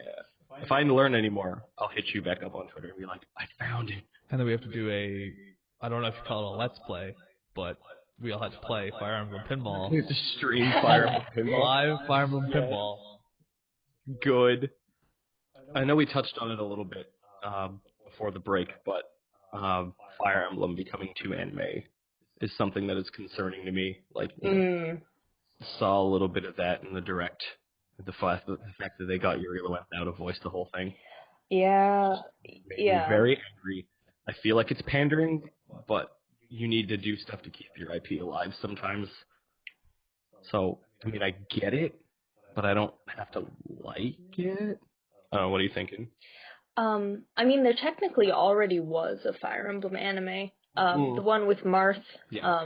There's 3 episodes. You can watch them on YouTube, you guys. They're really bad, but also... They called him Mars, damn it. Mars? Mars. Yeah, Mars? It's Mars. They ruined Marv? Anyway. I'm sad. So they technically already did that, but they like to pretend that didn't happen. I have heard rumors that there's a Fire Emblem manga. And I mean, there already are the Fire Emblem comic anthologies, which you can pick up on like Ami Ami and CD Japan. And they're not translated, but fans do translations of them. Are they like 4 panels, or are they like actual full-blown comics? They're like 4 panels, but it's a big book that you get of them, little skits. They did that with Awakening, and now they're doing that with Fates. And there's a lot more Fates ones than there are Awakening. Doing a good job making me not want to buy this product. But there would be, like, this would be an actual manga kind of thing, similar to how they did a manga series for Legend of Zelda. Right, I remember those. Yeah, so it would be the same kind of thing. Apparently it focuses on the Nor side of Fates. I like Tom better. And all I've heard so far is that it would be in a timeline where Leo is king, which would mean that Xander must be dead, which would make me really sad. No mac and cheese. But I would still be happy to get it anyway. And I haven't heard if it's going to get an English release or what have you, but that's exciting. So, I mean, that could then go over to an anime, and I'm okay with a manga, but of course, if they made an anime, I would want it to do the series justice, and I know that it wouldn't. I was so excited for the Persona 4 anime when that came out. And then they Persona 4 on, Golden. Then they did the King thing, and then it all went downhill real fast. It was pretty bad. They milked P4 really hard, and I didn't appreciate it. Yeah. Go ahead, sorry. I said if you want a P4 anime, you watch the Him Days comic. Yeah, they laugh hysterically. That's true. You watch that, and then you watch CS9 Nova. Yes, correct. Yep. Those comics are funny. They are. They are so good. You've seen them animated, right? Yes. Yes. Mm-hmm. Oh, that's the only way. I had seen those animated on YouTube before I even knew what Persona was, and I still thought it was funny. Yep. So that says something. Good stuff. Persona 4 Golden happened. Yeah. And then they took that too far with what's their big gods and the steak. And then they axed Chie's good voice actress for the gods one, and I'm like, ugh. Steak. Also, while we were talking about that, I found this really derpy image. You should look that up. I put it in the chat. It's a really old manga version of Marth. He looks super derpy.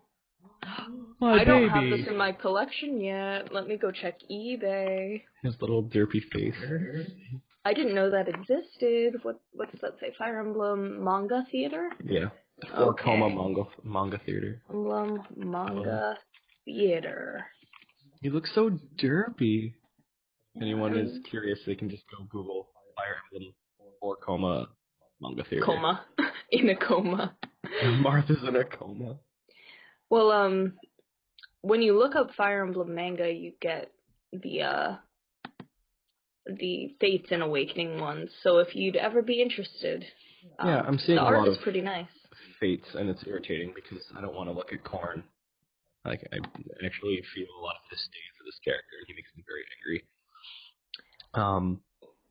But Awakening, it's okay. It's alright. Yeah. It's fine. He can stay. He can stay. Awakening can stay. He's a cool dude. Oh, you can get, hey guys, you can get the entire set for $37. What a bargain. There she goes. I can't read Japanese, What a bargain. Yeah, I mean, well, this is, Fire Emblem Hasa no Tsurugi. I just refer to it as... Sword or something. Gods! I refer to it as Gaiden, usually, but, Oh, second game. Let me look it up. Oh, it's a Roy game, because I see Roy on the Roy's cover. our boy. Roy's our boy. 6? Yeah, so I guess it... Roadkill Roy? So there's Roy. Roykill Roy? So it must be Roy. Roy time. Magnificent Marth. Is he your boy too? He's everybody's boy, isn't he? Marth's my boy. No, Roy is the only amiibo I don't have. I'm waiting for a re-release of him. Hey, you can't get rid of him out here. He's everywhere. Like all the DLC characters, save for the last 3. You started talking about it a little bit more earlier, but surely you must have a taste in anime that you find acceptable. Like, get that kawaii desu my love story nonsense away from me, and some of that was in Fire Emblem. It's like stop. Yeah. Getting there. Well, definitely. I mean, I'm working on a review right now of Fire Emblem Fates for when it comes out. When did it come out in America? Let me see. I should know this. We should do more reviews, bro. Every time we do a review, it goes to Gods. Release date. Yes. Release date in U.S. It came out June 25th. Nope, that was in Japan. In America, when did it come out? It came out. Okay, it came out June 25th for us too. North America, March 10th. Oh, okay. All right, I don't have much time. No, February 19th. My bad. Oh, Revelation. February. Oh, okay. Well, I'll just do it in summer then. Miss the date. You know. We're all about that. Yeah, we're all about like missing deadlines. It's great. Yeah, but I'm from what I've written so far, I talk a lot about how I was a bit disappointed. Obviously, the writing was bad in Fire Emblem Fates, but I didn't think that they would stoop so low as to go the incestual route. Because the whole thing is, you play as Corrin and you have to decide between your two families, and technically, you're not actually related to any of them. So you could still marry any of them. But the fact that when you talk about that, you have to stress the fact so hard that, no, it's okay because you're not related, really. It's okay. Like, you shouldn't even have to do that. It shouldn't have to be an issue. Like, they shouldn't have made us have the option to marry them, or we should have never made it a thing in the first place that they were our siblings, or that we thought that they were our siblings, because it taps into this deep-rooted fetish in otaku culture with the little sister, I'm in love with my little sister, I'm in love with my big brother kind of thing. And I was really saddened to see Fire Emblem take that. I didn't think that they would do that, and it's kind of a low-level thing to do. Yeah, just hearing that again makes me that tea does not taste good coming back up. Yeah. All you Fire Emblem fans are just putting your cowboy hats on and going, "What in tarnish?" Exactly, and I mean, in the beginning, I was like, "Oh, this is so weird, and then I fell in love with Xander. But, I mean, I still feel guilty about it all the time, even though technically, you're not related, but it shouldn't be that hard to explain and to convince to myself. This is the same audience of people who couldn't determine the difference between the Wii and the Wii U. Yeah. So they probably felt like we needed more than just a hand being held. They probably thought we needed the wheelchair. Let us walk you through this whole thing real slow, okay? Yeah. And I was like, you know how much I don't appreciate being treated like a crippled gamer? Like, maybe it's crippled gamer playing Fire Emblem for the first time.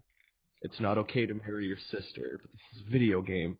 I'm just sitting here like, are you done? This is the A-rank support conversation I'm having with you, and we're still talking about how we can't because we're quote related. Even after you marry Xander, they don't change the text to the rest of the game, so he still calls you sister. And I'm like, Xander, we're past this, and he's like, I love you, little sister. I hope you're okay. I'm like, Xander, we've had a child together. We've had 2 children. Do you think he said that during coitus? He's just like, little sister! Don't call me that anymore, man. Don't use the word coitus.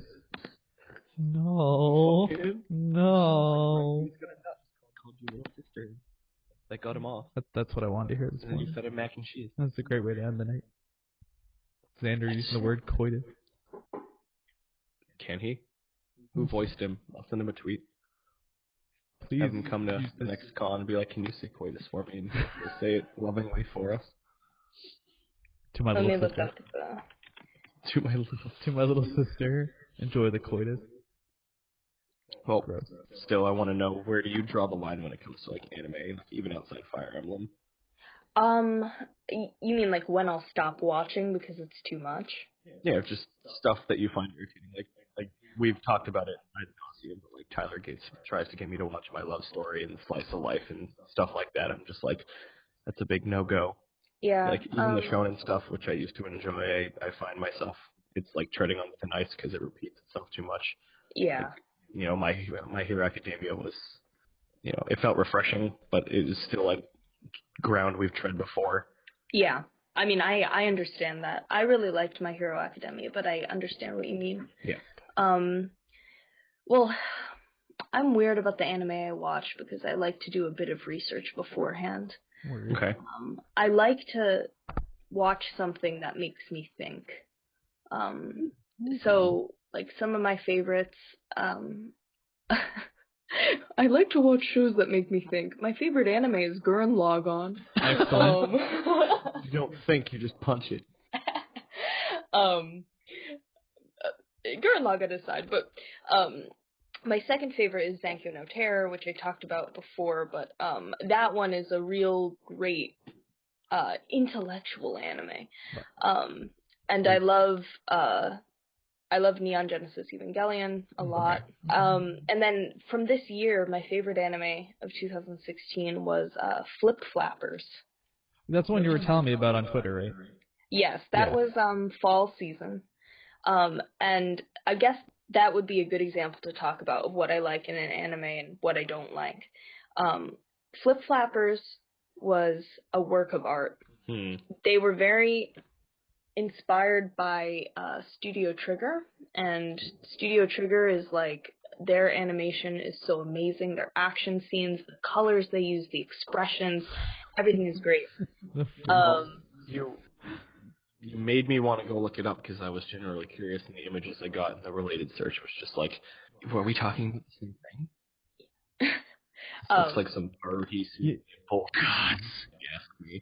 For Flip Flappers? Yeah. She was telling me it reminded her of FLCL.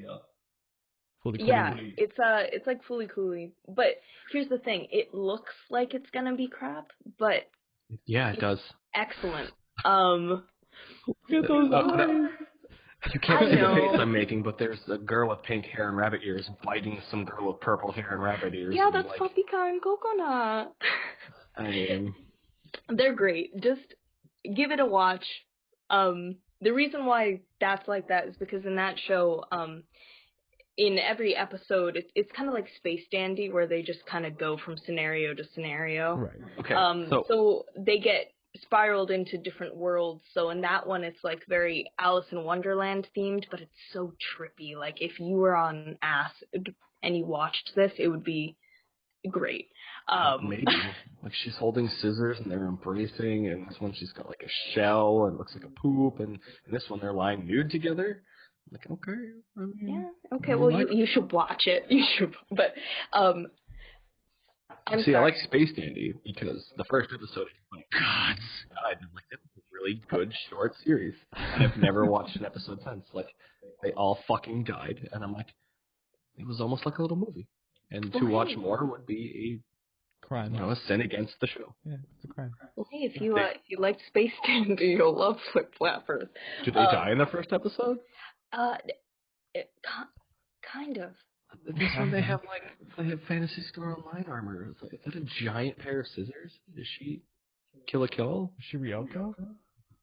Well, they make a lot of references to Studio Gainax and Studio Trigger, so that's how long is this series? 12, 13, yeah. 13 episodes. That's easy to watch. That's like what I forced you to watch here again. I can make you sit through this whole thing. Since I sat through Year on Ice because I wanted the fabled organic gay relationship everybody was talking about, and instead I got the 40-year-old biting his finger when the 15-year-old walked. Hey, do you want to talk about the real true gay relationship of 2016? It's Paprika and Coconut, because they're gay. So if you were looking for something like that, you want some organic gay? It's right here, in bro. there. And it's not as forced. It's not as forced. Well, that's what they said about Yuri on Ice. Yuri on Ice. Yeah. I'm like, are we watching the same show? Because I was lied to. Yuri on Ice got progressively more forced. In the beginning, it was cute in the beginning. He tried, and then Tyler was sitting there. He had, like, I sat down with him, and I started on, what was it, episode 4? Yeah, I think, and he was trying to talk it up, and the 15-year-old kid came in a tight spandex outfit, and he just sat there and he bit his finger. He just had the, oh my god, I want to wreck that butthole face. I'm like, you are lying to me, you bastard.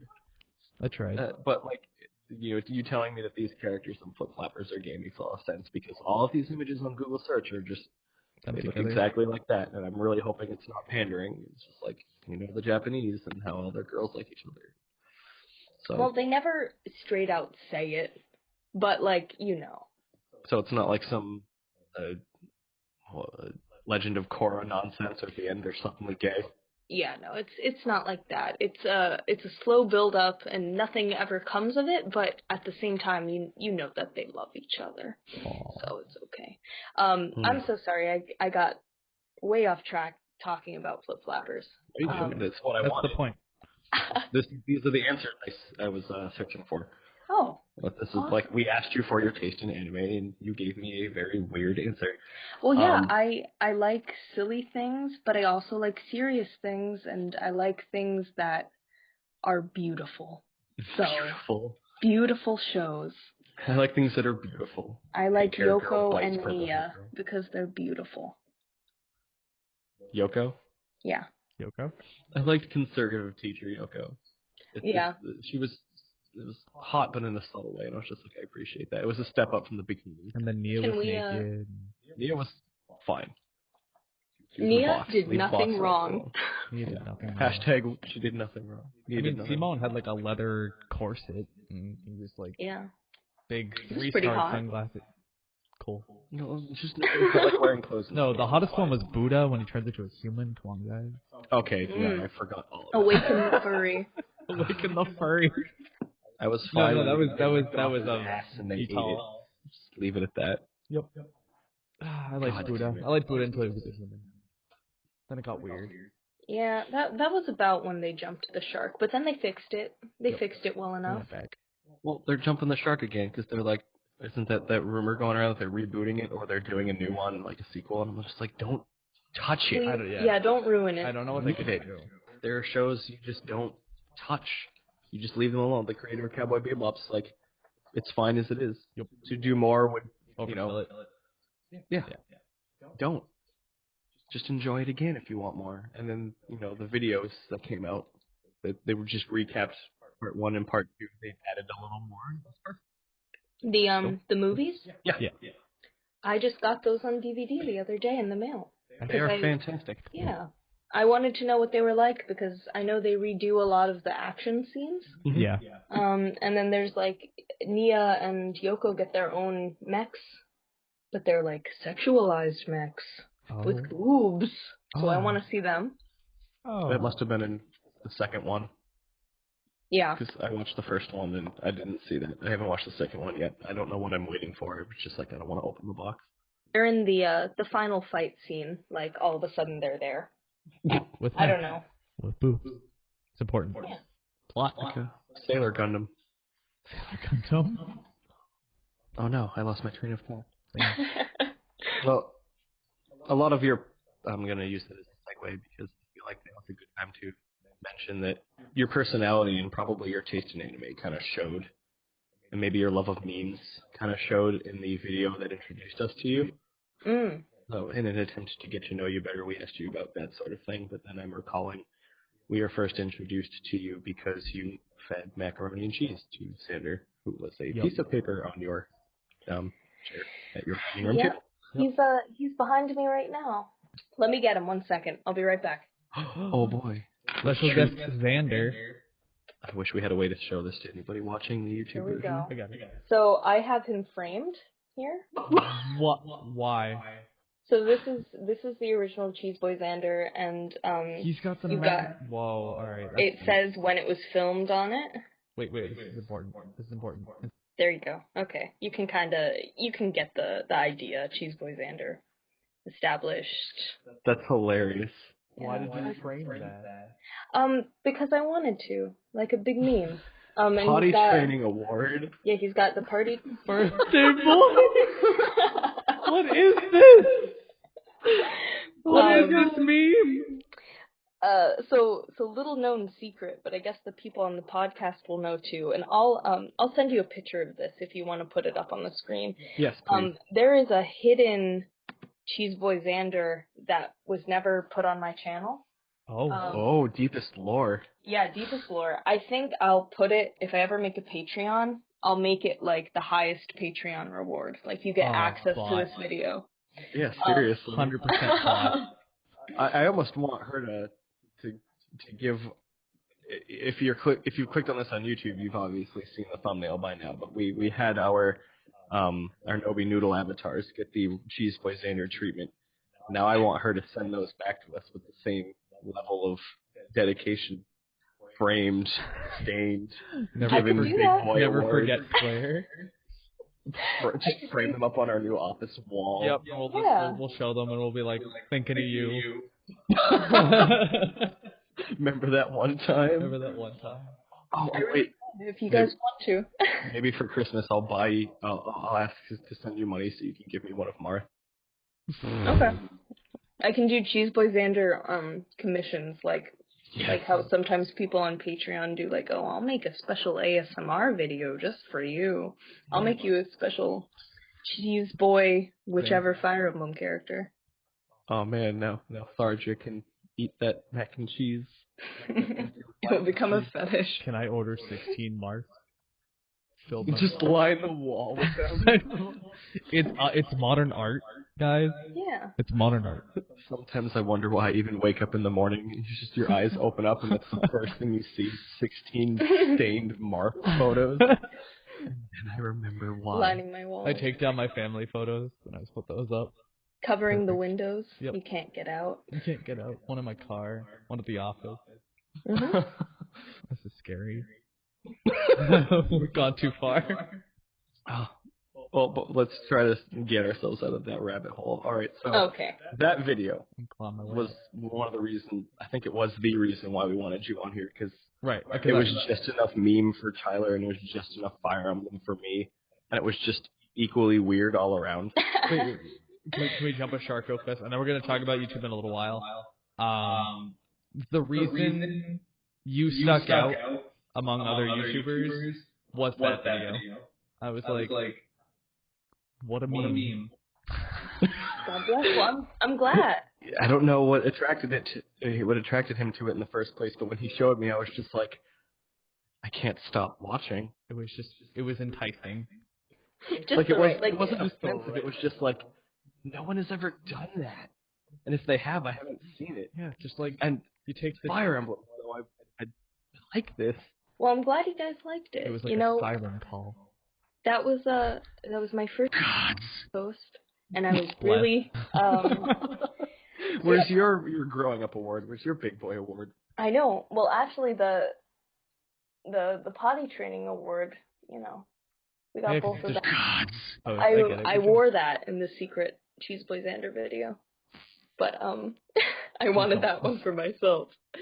But I was really nervous to post it, but I wanted to get right from the start with my subscribers, with people who watch me on YouTube. I didn't want to have the kind of persona where people thought that I was just perfect and normal, right.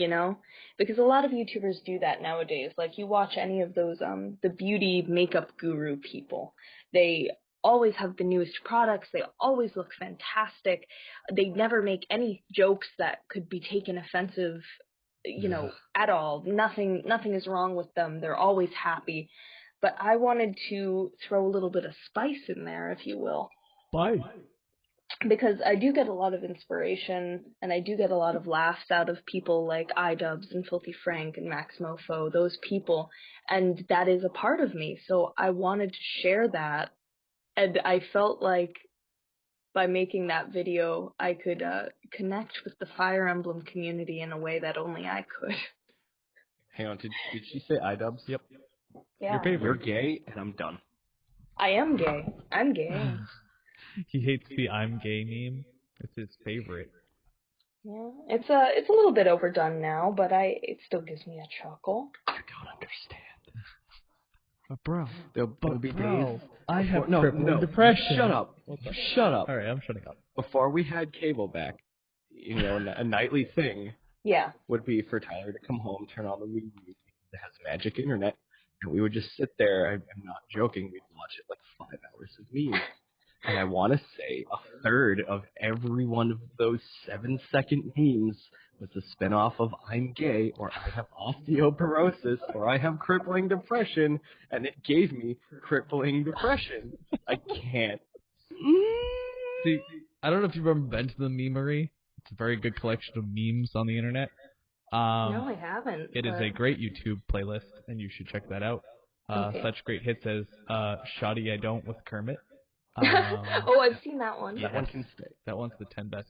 But something about it was I played them because when you turn to your best friend's face and you hear I'm gay, and you just turn over and his face just drops like everything's been lost from his life. It's time to stop. It's time to stop. You hear me, internet? It's time to stop. If you're gonna quote memes, I want to hear Filthy Frank every day. I'm gay. Stop. Yay. Stop. There's the title. I'm taking away from you, though, Claire. I apologize. Oh, no, that's okay. Talk about memes all you want. I love It's it. all Memes are right. good, but again, we're getting too ahead of myself here because I wanted to, inquire more about that YouTube video, Cheeseboy Xander. Like the hits on it are great. What does your audience think about Cheeseboy Xander? Surely, if that was your That was my 4th video, I believe. I believe my 4th video. So I had already established by that point my more professional side because I posted my Katsucon vlog from last year by then. So people knew that side of me. So this was the first time where they saw the meme inside. When's your reflection gonna show?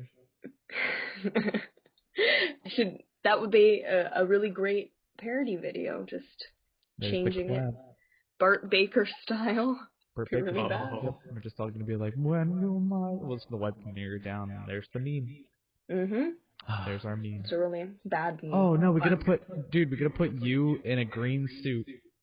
You're gonna wipe the mirror, and it's just gonna say, I'm gay. Oh back my to you. God. I'm going to kill you. You aren't that far from me. You can hop into the kitchen and get a knife. I swear to God. Good stuff. See, I thought you had something productive to say. Yeah, Like, you think so, but I never do. I was looking at you inquisitively, like, yeah, go on, and then you dropped it. I chose the mic. Got some really great ideas going on. Oh, Stop. never mind. Claire, stop. Don't listen to him. He's a bad influence. Okay. Bad meme influence. You can meme all you want on your own. You can sell the coke. Here, well, I'll go back to Cheeseboy Xander. I'm sorry. No, it's okay. Okay. A lot of people who I talk with, they know about it, but not everybody understands it. But I think that's even more funny. Because I get comments.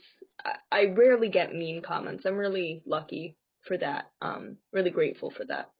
But when I do, it's on the Cheeseboy Xander video, and it's usually people that don't understand it. But usually those comments are just as funny. For example, I'll send this to you so you can put it up on the screen. Okay.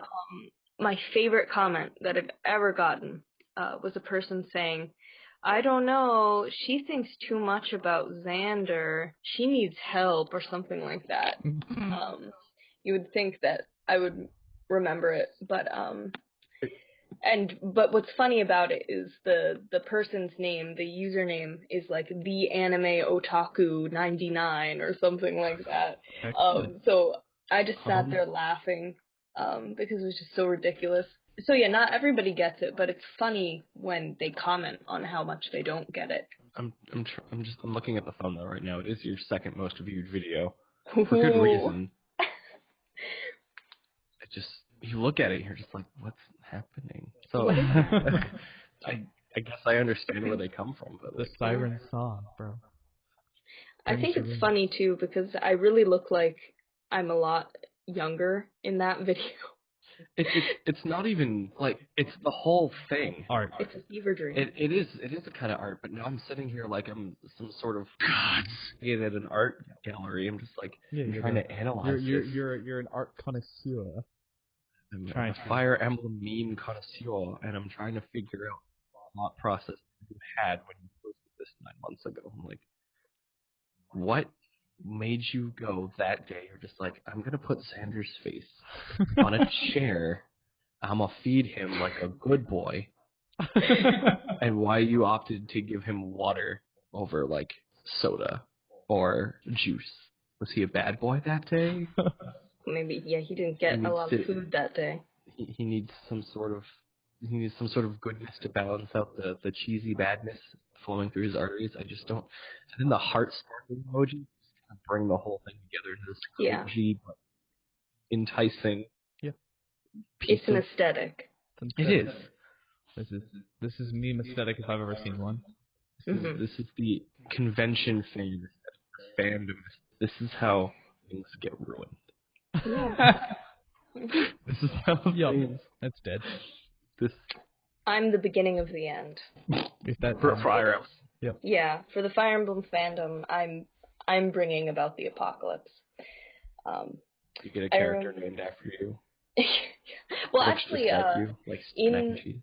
In Gaiden, there is a character named Claire, so I hope to see what she looks like in the new game. Oh no! I'll probably cosplay her, but I digress. was just about to say why you should have brought that up. It's just like, there's a character named Claire. She is me. I will cosplay. Well, it's not spelt the same way as I spell my name. Let's see, Claire Fire Emblem. And then you'll feed her mac and cheese? Yeah. Yourself mac and cheese? Yeah. Full circle? She's interesting. She kind of looks like Bulma. Oh. Uh-oh. Let me... Kakarot! It's a C-L-A-I-R. Well, when I find it, I'll slap an image right okay. there. Yeah, that's her. She's cute. I'm excited to see her in the new game. She has a derpy Fire Emblem Marth 4 Coma version too. It's all derpy. And there she is in lingerie, so I'm done. I've seen enough. That's fair. That's pretty cool. Yeah. I wonder what kind of unit she is. I clicked away too quick. It's just like getting into weird territory now. Thanks, Google. Let's see. It says she's a Pegasus Knight. Of course she is. Mm-hmm. Something in the back of my mind that she would be. You know, she's like, I don't know. Maybe she's a lord. Maybe she wants to be a lord. Who are we to tell her she can't be? Exactly. It's 2017, guys. Yeah, it's 2017. Stop assuming class assuming. Yeah, class assuming. Stop class assuming Pegasus Knight. Well, what? I want to go. I'm really tempted to click on the video and see what your audience thought.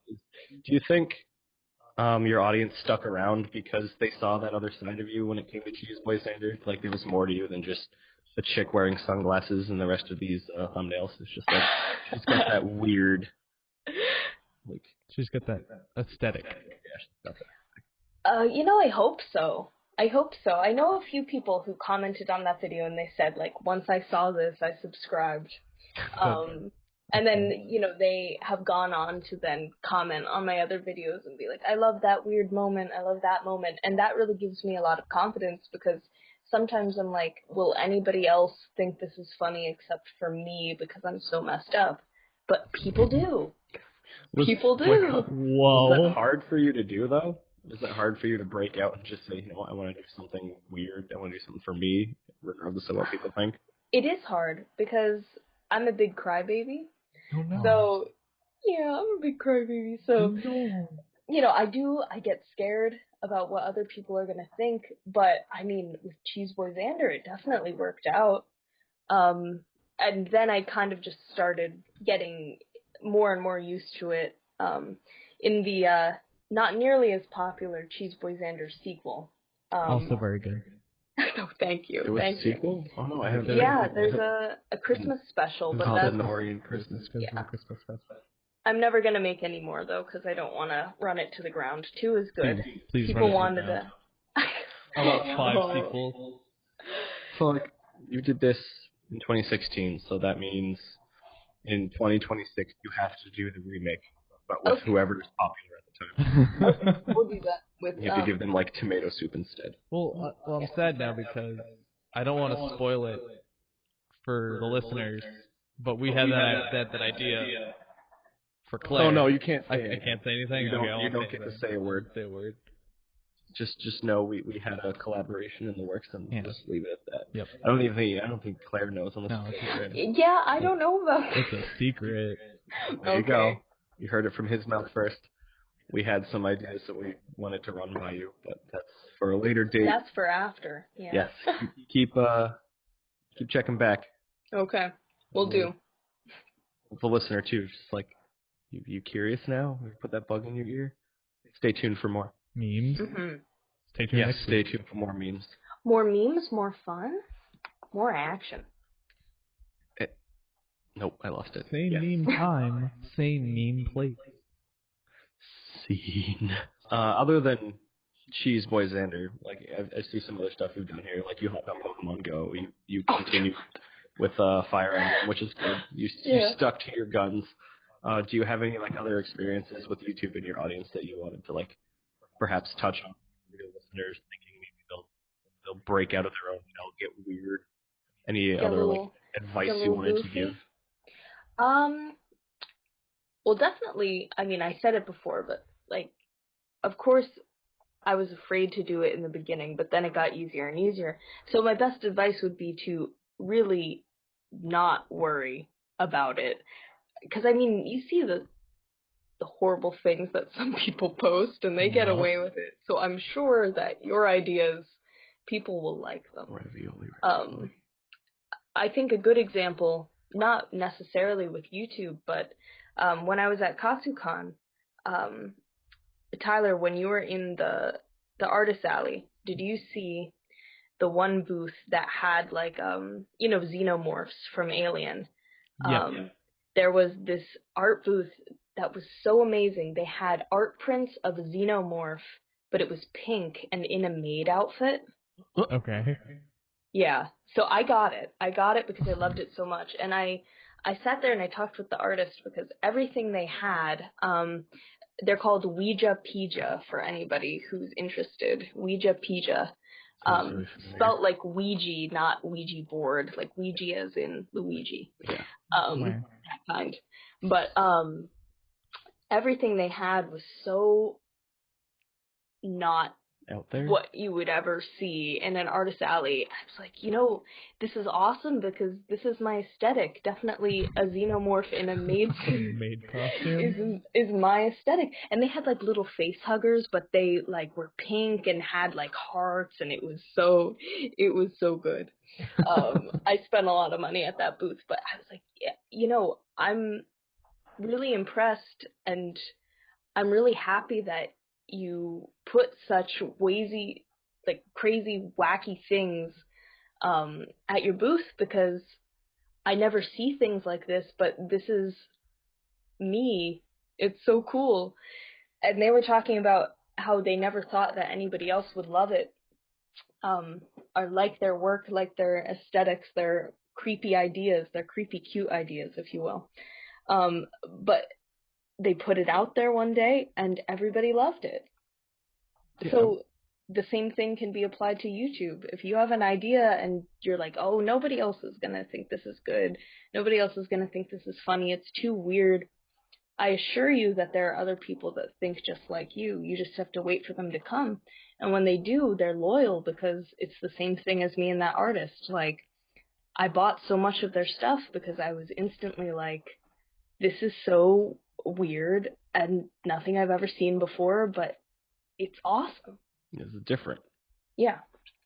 Maybe it's just because, social media and some of the stigmas that come with being weird nowadays, they're just afraid of constructive criticism or just some of the things trolls will say. Who knows?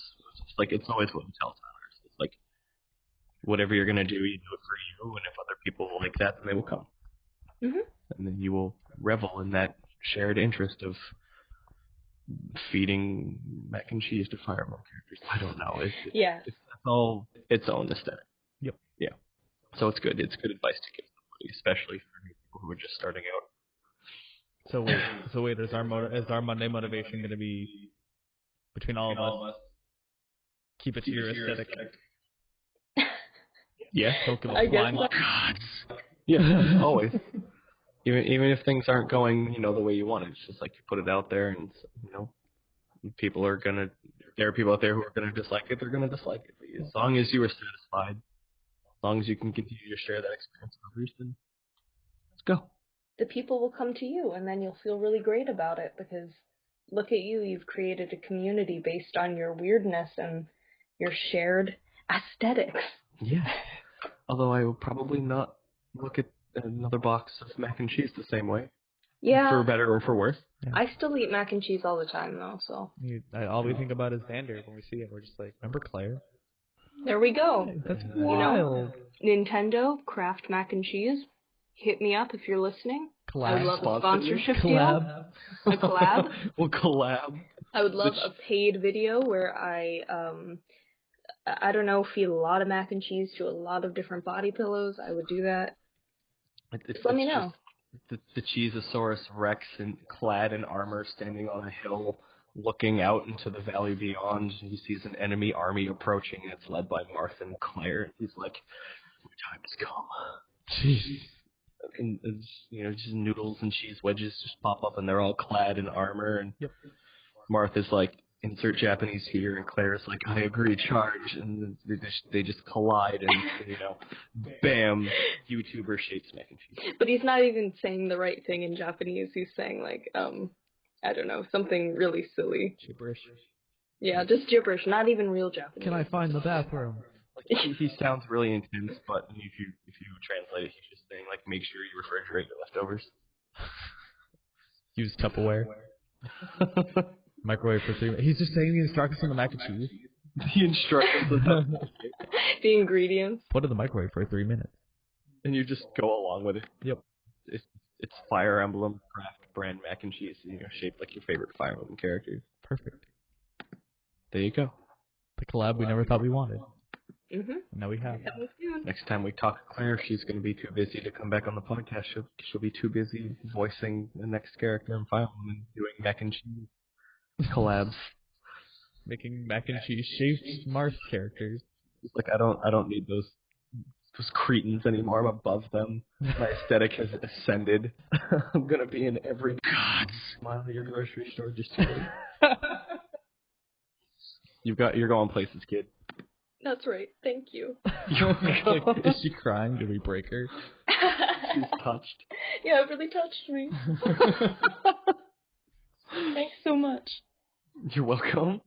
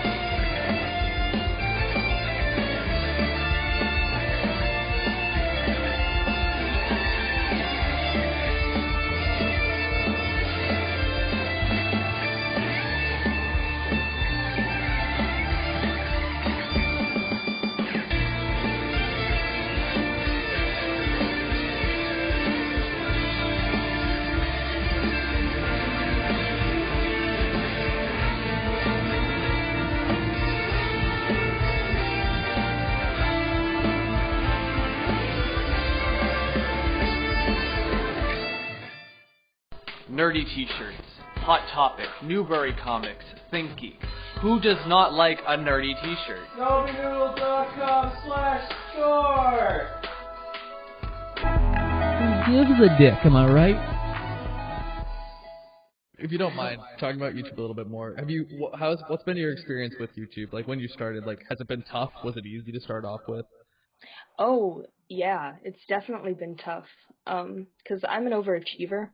Right. So, I mean, I can't tell you how many hours I spend editing a YouTube video, and most of the time, it's on a weekend, I start on a Friday night, and I just don't move for 10 hours. I don't move. It's really unhealthy. Yeah. Poor legs. Yeah, it's really unhealthy. Poor brain. I don't get up at all. And then I get that video out. So that part's definitely hard. I struggle a lot with talking to the camera, believe it or not. In the beginning, I didn't worry about it as much. Like, my first few videos, I really have no problem, but then I think earlier this year, not 2017, but more like in like September of 2016, so a few months back, I hit, around that time when you start getting the seasonal depression and all of that, when I realized that people were looking forward to my videos, people were expecting something of me, I started getting a lot more self-conscious. Yeah. I started worrying more, so when I would edit my videos, and when I edit my videos now, like, I say the same line 5 times, and I'm like, oh, I keep saying this word wrong, blah, blah, blah, and I get so frustrated. So I'd say that's something that I'm working with on YouTube, but still, I think it's worth it. Like, I'm learning so much about being confident in myself. I'm learning a lot about running my own business, and I made business cards and all sorts of fun stuff like that. You didn't exchange business cards? I have to collect them all. I can send you one if you want. Or at Otakon. I was like, wow, you want to meet up with me again, I see, Claire. Rude. No, we can go. Dude. No, it's like, now we have an excuse to have her send us those framed images. Yeah, I'll She send can the send business cards with you. With the business card on top. There we go. Then we can give them out to friends. Be like, do you have a favorite character? Do you have a waifu that you want fed Kraft mac and cheese? Look no further. Just talk to Claire. Seriously, she'll It'll hook be you up. $50,000, but A little overconfident. Multi-millionaire Claire sitting on high course. Yeah, that's how you make a living. That's true. After the sponsorship with Kraft, she's never been the same. She just never takes her sunglasses off and just sits there at cons and just sips her tea and it's just like... And people come to me. Yeah. Exactly. Well, while you're on YouTube, like we had those same issues back when Nobi Noodle was just starting out, and like maybe even halfway down the line where we had like the existential crisis of like, where is Nobi Noodle going? Is it a business? Is it something we're doing for a hobby? Is it the hiatus? Yeah, the 5-month hiatus, the legendary hiatus. Ooh, I know that feeling. Yep. Yeah. So we know where you're coming from, and as long as you're doing it for you, you can do whatever you want with it as long as you're having fun and you don't forget why you're doing it. I guess. Yeah. And it also really helps. Yeah. Like, I keep trying to remember that when we're on camera, it helps to think of the camera like a friend who is watching. Yeah. Mm-hmm. I guess it's just like the lens. You can have a good time. You're looking through a lens. You don't want to ever see it as I'm talking to myself in a camera. You want to look through it like there's people out there.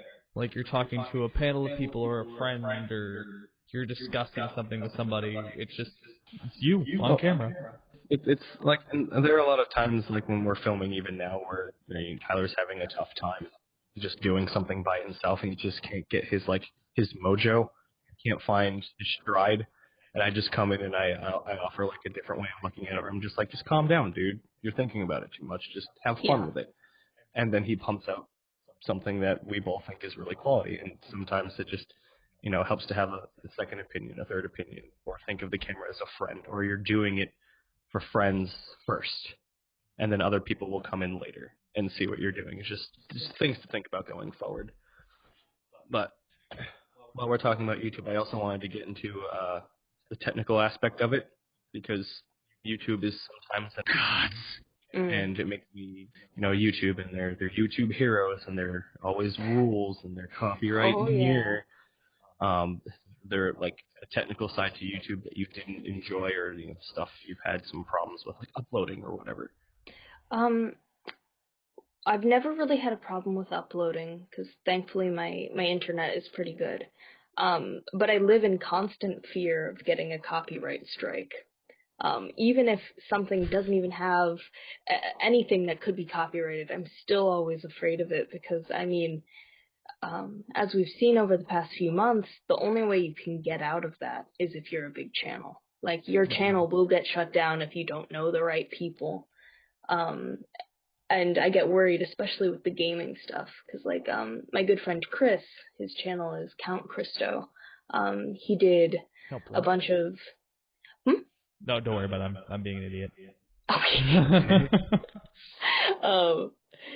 he made a bunch of videos about the Nintendo Direct. Well, I guess it wasn't really called a Direct anymore, but the Fire Emblem Direct, and the one that came before that was just telling us about upcoming events. The presentation.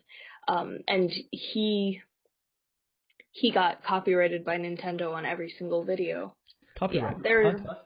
Yeah, and Tyler's sitting over here like chuckling the whole time, because that was another reason why I brought this up, is because you did the Fire Emblem stuff and Xander's voice clips, and I was like, I wonder if she monetizes her stuff.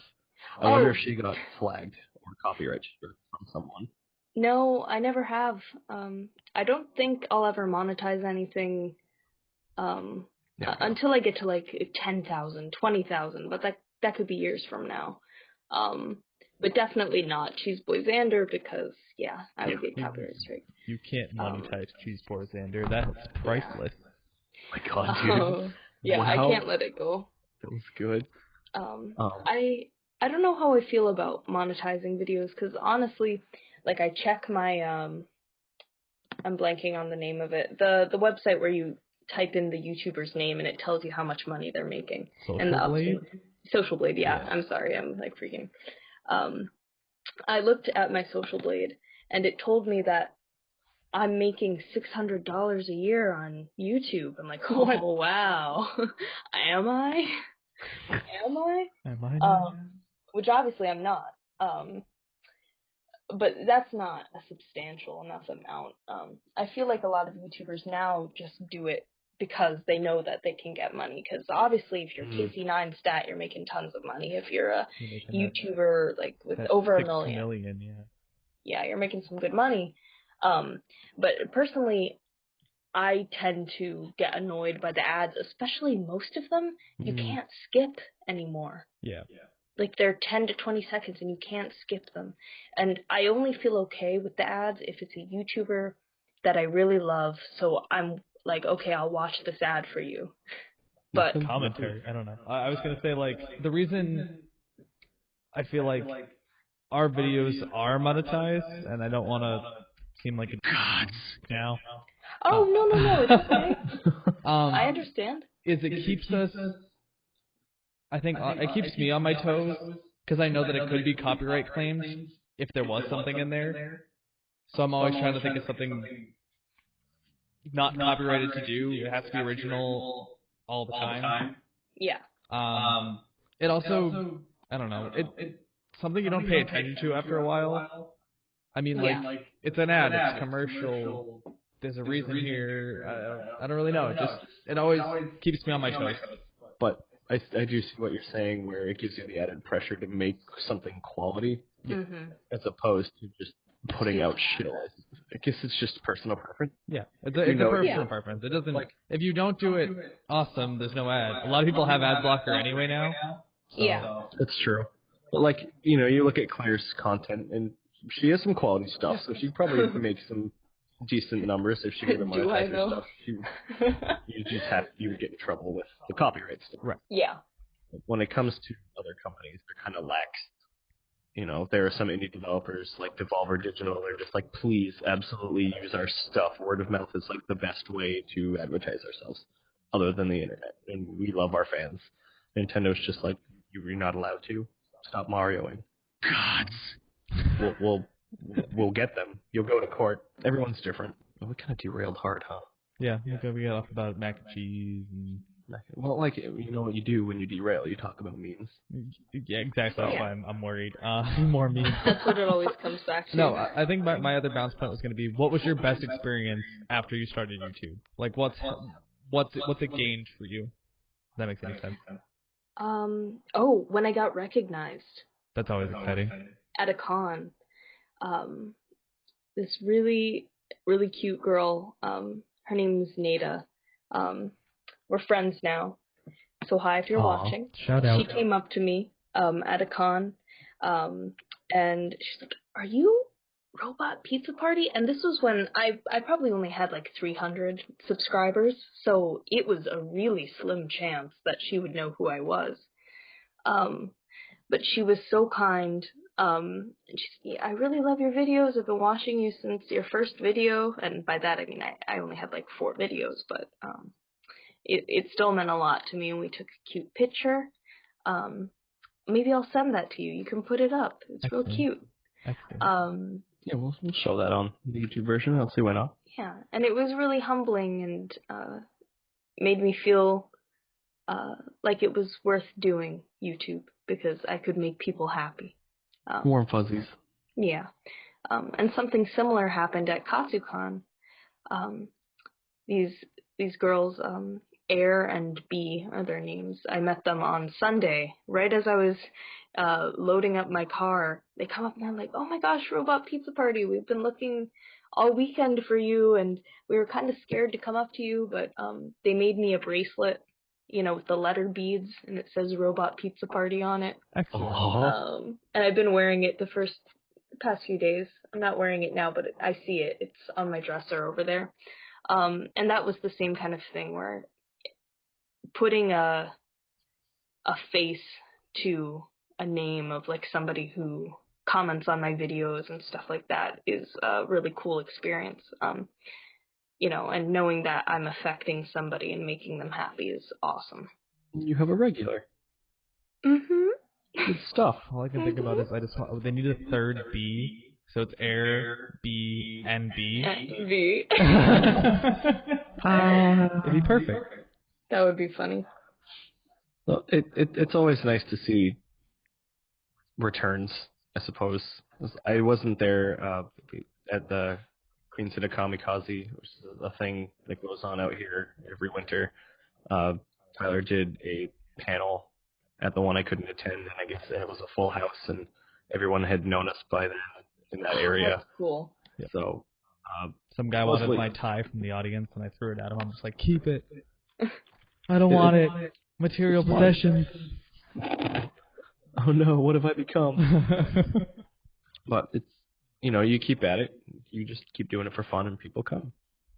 It all comes back to that. It's like, so that's good. Keep it up.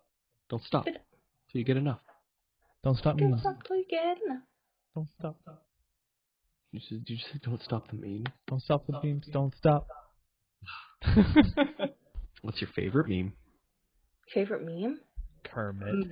Other than the ones you made, like Cheese Boy Xander. Yeah, I mean, I love Cheese Boy Xander. I was gonna say Kermit too. He's trending right now, isn't He is. Yeah, He he's great. Back. He is a frog after my own heart. I like Garfield. I like the Garfield memes. Oh my god! Remember when they put Garfield in Mario Kart? Did you see that? Garfield Kart? Oh no! It's like, the new character for Mario Kart 8. Oh, this image I saved today. Oh no! What about memes? While I try to find this photo. I'm trying to think of another great meme. Kermit. Let's see. Where's some good memes? I'm gonna go to Google and I'm gonna type in memes. I gotta find it. What comes up? I got one for you, bro. I'm gay. It's back. Oh my god, dude. I do like that I one. gotta see if I think I saved it to my phone. It's old now, but I enjoyed Harambe.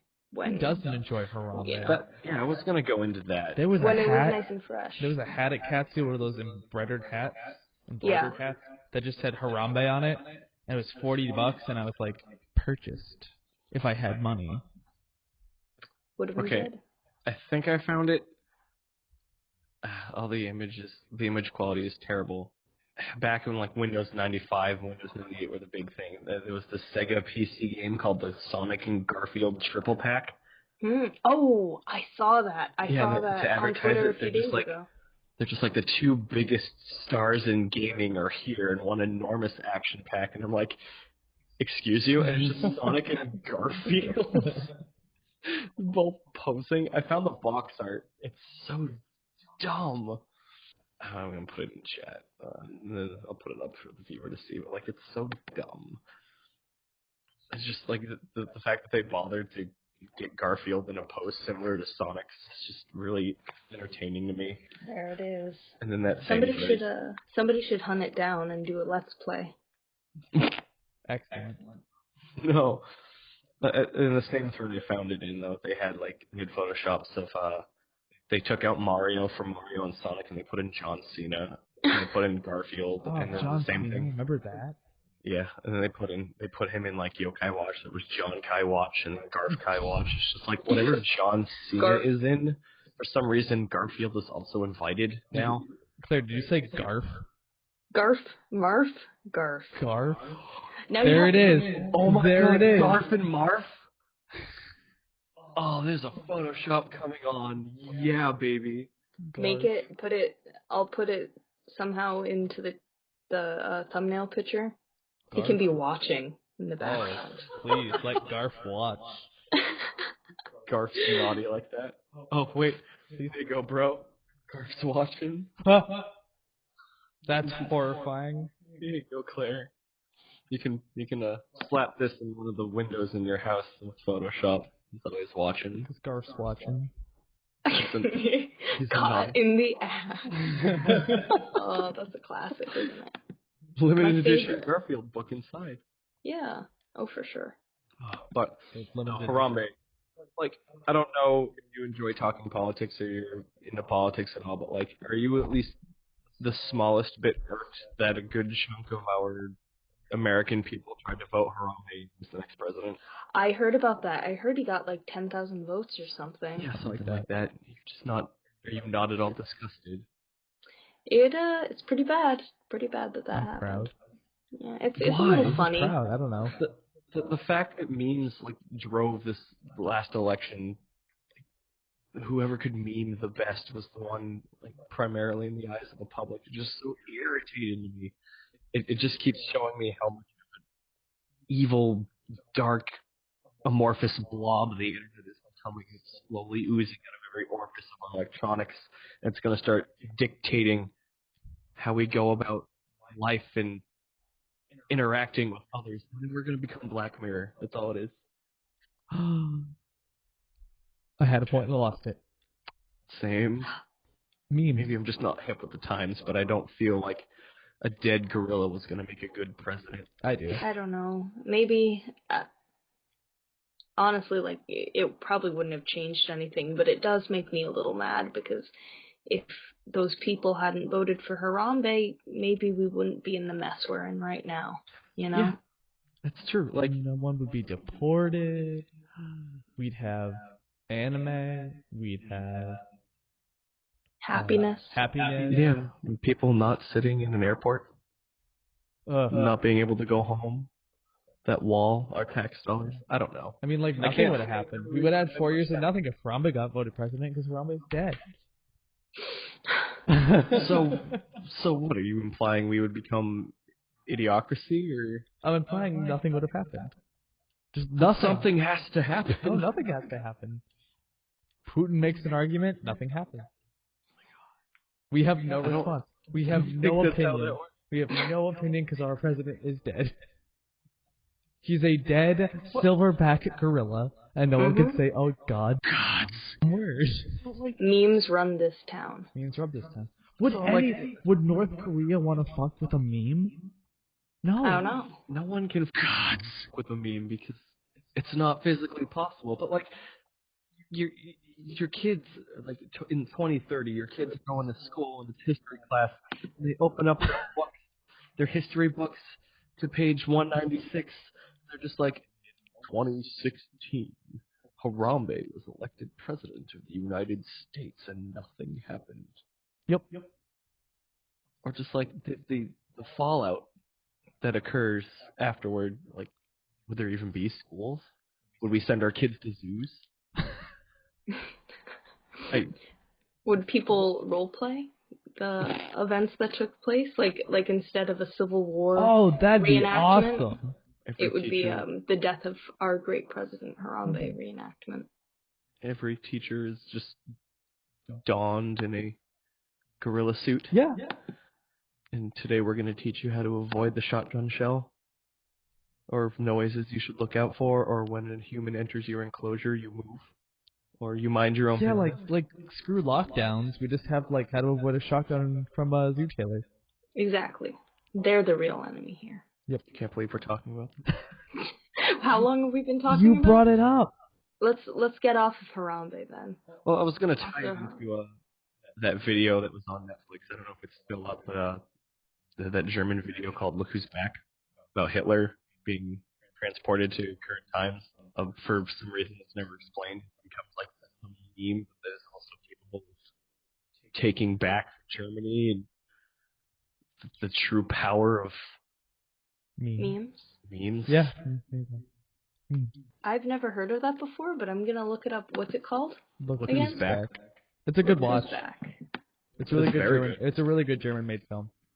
I liked it a lot, like more so than I thought I would. Yeah. Look Who's Back. No, it's really like it's one of those videos you can't spoil. You just kind of watch all the way through. You just slowly kind of get invested, and then you're like, "Wow, this is really well done." It was an indie film too, wasn't it? Yeah. Good stuff. Yeah, if you've got, I think it was like an hour and a half, and you're not sure what to watch, and you've got a Netflix account that's taking $8 from you for whatever reason, I would watch it. I think we should get ready to wrap it up there. There's one final question that I wanted to ask you. I'm ready. I'm ready for it. For myself, for Tyler, for everybody listening. I want you to explain egg on pizza and the impact it has on us as a species. Man. I know it's heavy, but like... Where to begin? For those of you who don't know, on my channel, I introduced the idea of eggy pizza, which is putting a sunny-side-up egg on top of a piece of pizza, preferably leftover pizza. So it's like that nice feeling of having pizza for breakfast the next day, and you add an egg on it. I've never had it any other time of the day except on like a Saturday morning. But the idea is not mine originally, unfortunately, because my mom had told me about how in the 80s, when she was in France, they offered that as a breakfast food, the egg on pizza. I was like, hey, that seems really cool. Now, I went to France last year, and I did not see egg on pizza anywhere. But I cannot claim that I invented it, because I got it from my mom, and she got it from France. So that's the history. But as all retro things happen, you're bringing it back. Bringing it back, that's right. Bringing back eggy pizza. Eggy pizza is really good. A lot of people, like most things I put out, they don't get it. Like, oh, that looks really gross. But I've been able to convert a few people. Like my friend Ripley thought it was disgusting, but then I forced her to eat it, and she's like, hey, this is just like cheesy toast that you dip into a sunny side up egg. And I'm like, yeah, that's what it is. I would highly recommend it to anybody who would like to make it. You heat up the slice of pizza for 40 seconds, not 30. Don't let them lie to you. It's 40 seconds, not the 30. And put that egg on top. I've also seen it done. My one friend had to work her way into it, so she had scrambled eggs on top of the pizza, and then the next time it was sunny side up. I prefer to cut the pizza like there's an episode of Foster's Home for Imaginary Friends where there's this one imaginary friend, and he cuts his pizza with a fork and knife. He was like a really fancy imaginary friend because his kid who thought him up was like rich, so he was a very fancy guy. And Blue didn't like him. Getting real obscure. Yeah, I don't know. Does anybody remember that? I loved that show. I remember the rabbit. The rabbit, right? No, he was Madame Foster's one. Well, I picture him cutting pizza with a fork and I knife. would also consider him to cut pasta. And then looking at you really hard and saying 2 squares per release. Yeah. So that was him. But he ate his pizza with a fork and a knife. So then I was like, oh, I should eat eggy pizza like that. And you cut up the pizza bit by bit, and then you dip it into the egg, and it's real good.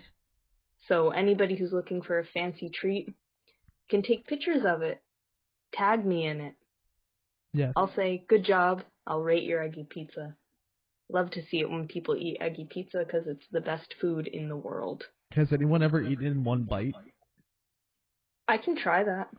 Yeah. One time I was trying to encourage my friends to eat eggy pizza at a sleepover. And I'm like, look, guys, look, you can just eat it like this. And it was really messy.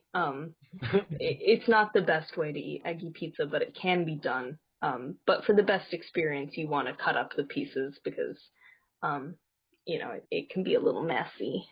There's like a science to this. This is a little more involved than I thought it would be. I'm thinking I might put out a nice official cookbook, except it's only one recipe. You should you should do that's your next video. How to? Like a cooking show. Yeah, cooking show. Like today with Robot Pizza Party, we'll be making egg on pizza. And it can be funny though, like how in Undertale Papyrus makes spaghetti. It can be like a little cute, make an eggy pizza kind of deal. But then the person you'd be giving it to would have to just pretend they ate it and said it was good anyway. Delicious. Well, no, that's where we'll change it, because the person will love it. They will love the eggy pizza, whether they want to or not. The green eggs and ham thing, you're just like, I ain't eating that. You're gonna shove that down someone else's throat. Yep. Shove the pizza. Forced live on camera. Yes. What? I'd also say, this is important, it doesn't taste nearly as good with like Domino's or Papa John's. It has to be like a local pizzeria. It's gotta be fresh. Like a mom and pop place? Yeah, I've tried it before with Domino's, and it doesn't work as well. It's like too salty. Well, then your first mistake. Got it. Domino's. They order. You can order it on your phone. You can text them a pizza emoji. Yeah, and then they come to you. But that's for emergencies only. If you're really needing eggy pizza, if you're addicted to it and you need it. But there's a pizza place right down the street, and that's where I always get my pizza, and never fails me. Oh, we're gonna have to go looking around then. I think our Papa Gino's destroying all of our pizza joints out here, which is kind of irritating. So now we're gonna have to do some experimenting. Yeah. The search for the best eggy pizza. You keep leaning into your mic like you're going to say something, dude, and you never do. It's because I got nothing. I don't know. I'm just like, eggy pizza. Me. I thought you were going to sneeze. You're just like... I wasn't sneezing the mic. That's rude. Hashtag rude. Hashtag text to pizza emoji to Domino's right now. Yeah, right now, and tell them to send it to RobotPizzaParty. They should know who I am.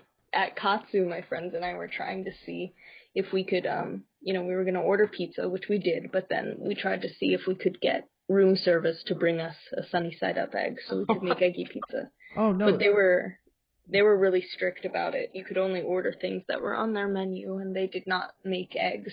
For next Katsu, we'll do it. There's a marketplace down this, down that strip where, CVS was. Just buy an egg. But the thing is, the hotel rooms don't have a stove. Have you ever made something on an iron? No. Now you're... MacGyver it. All right. We can try it, I guess. We can make a huge mess. We can blow something up. Start a fire. Now I'm the speechless. And now Katsukan can't come back because of us. Just like, what happened? Memes. Someone took a shit on the floor and it's still going. Yeah, All those people will be on the Facebook page. What are you implying? We kick on the pizza next? No, I'm implying we let a fire. Pizza. Novi Noodles fresh take on egg pizza. I wanted egg. New fresh take. We'll put that in the cooking book too. Okay. Ew. That'll be pretty good. Actually, ew. What now? Stop. Just sat there like you do. But this part of the podcast is now yours, Claire. Plug your How can people find you? All right. So again, you guys, I'm Claire, but I go as Robot Pizza Party on almost everything.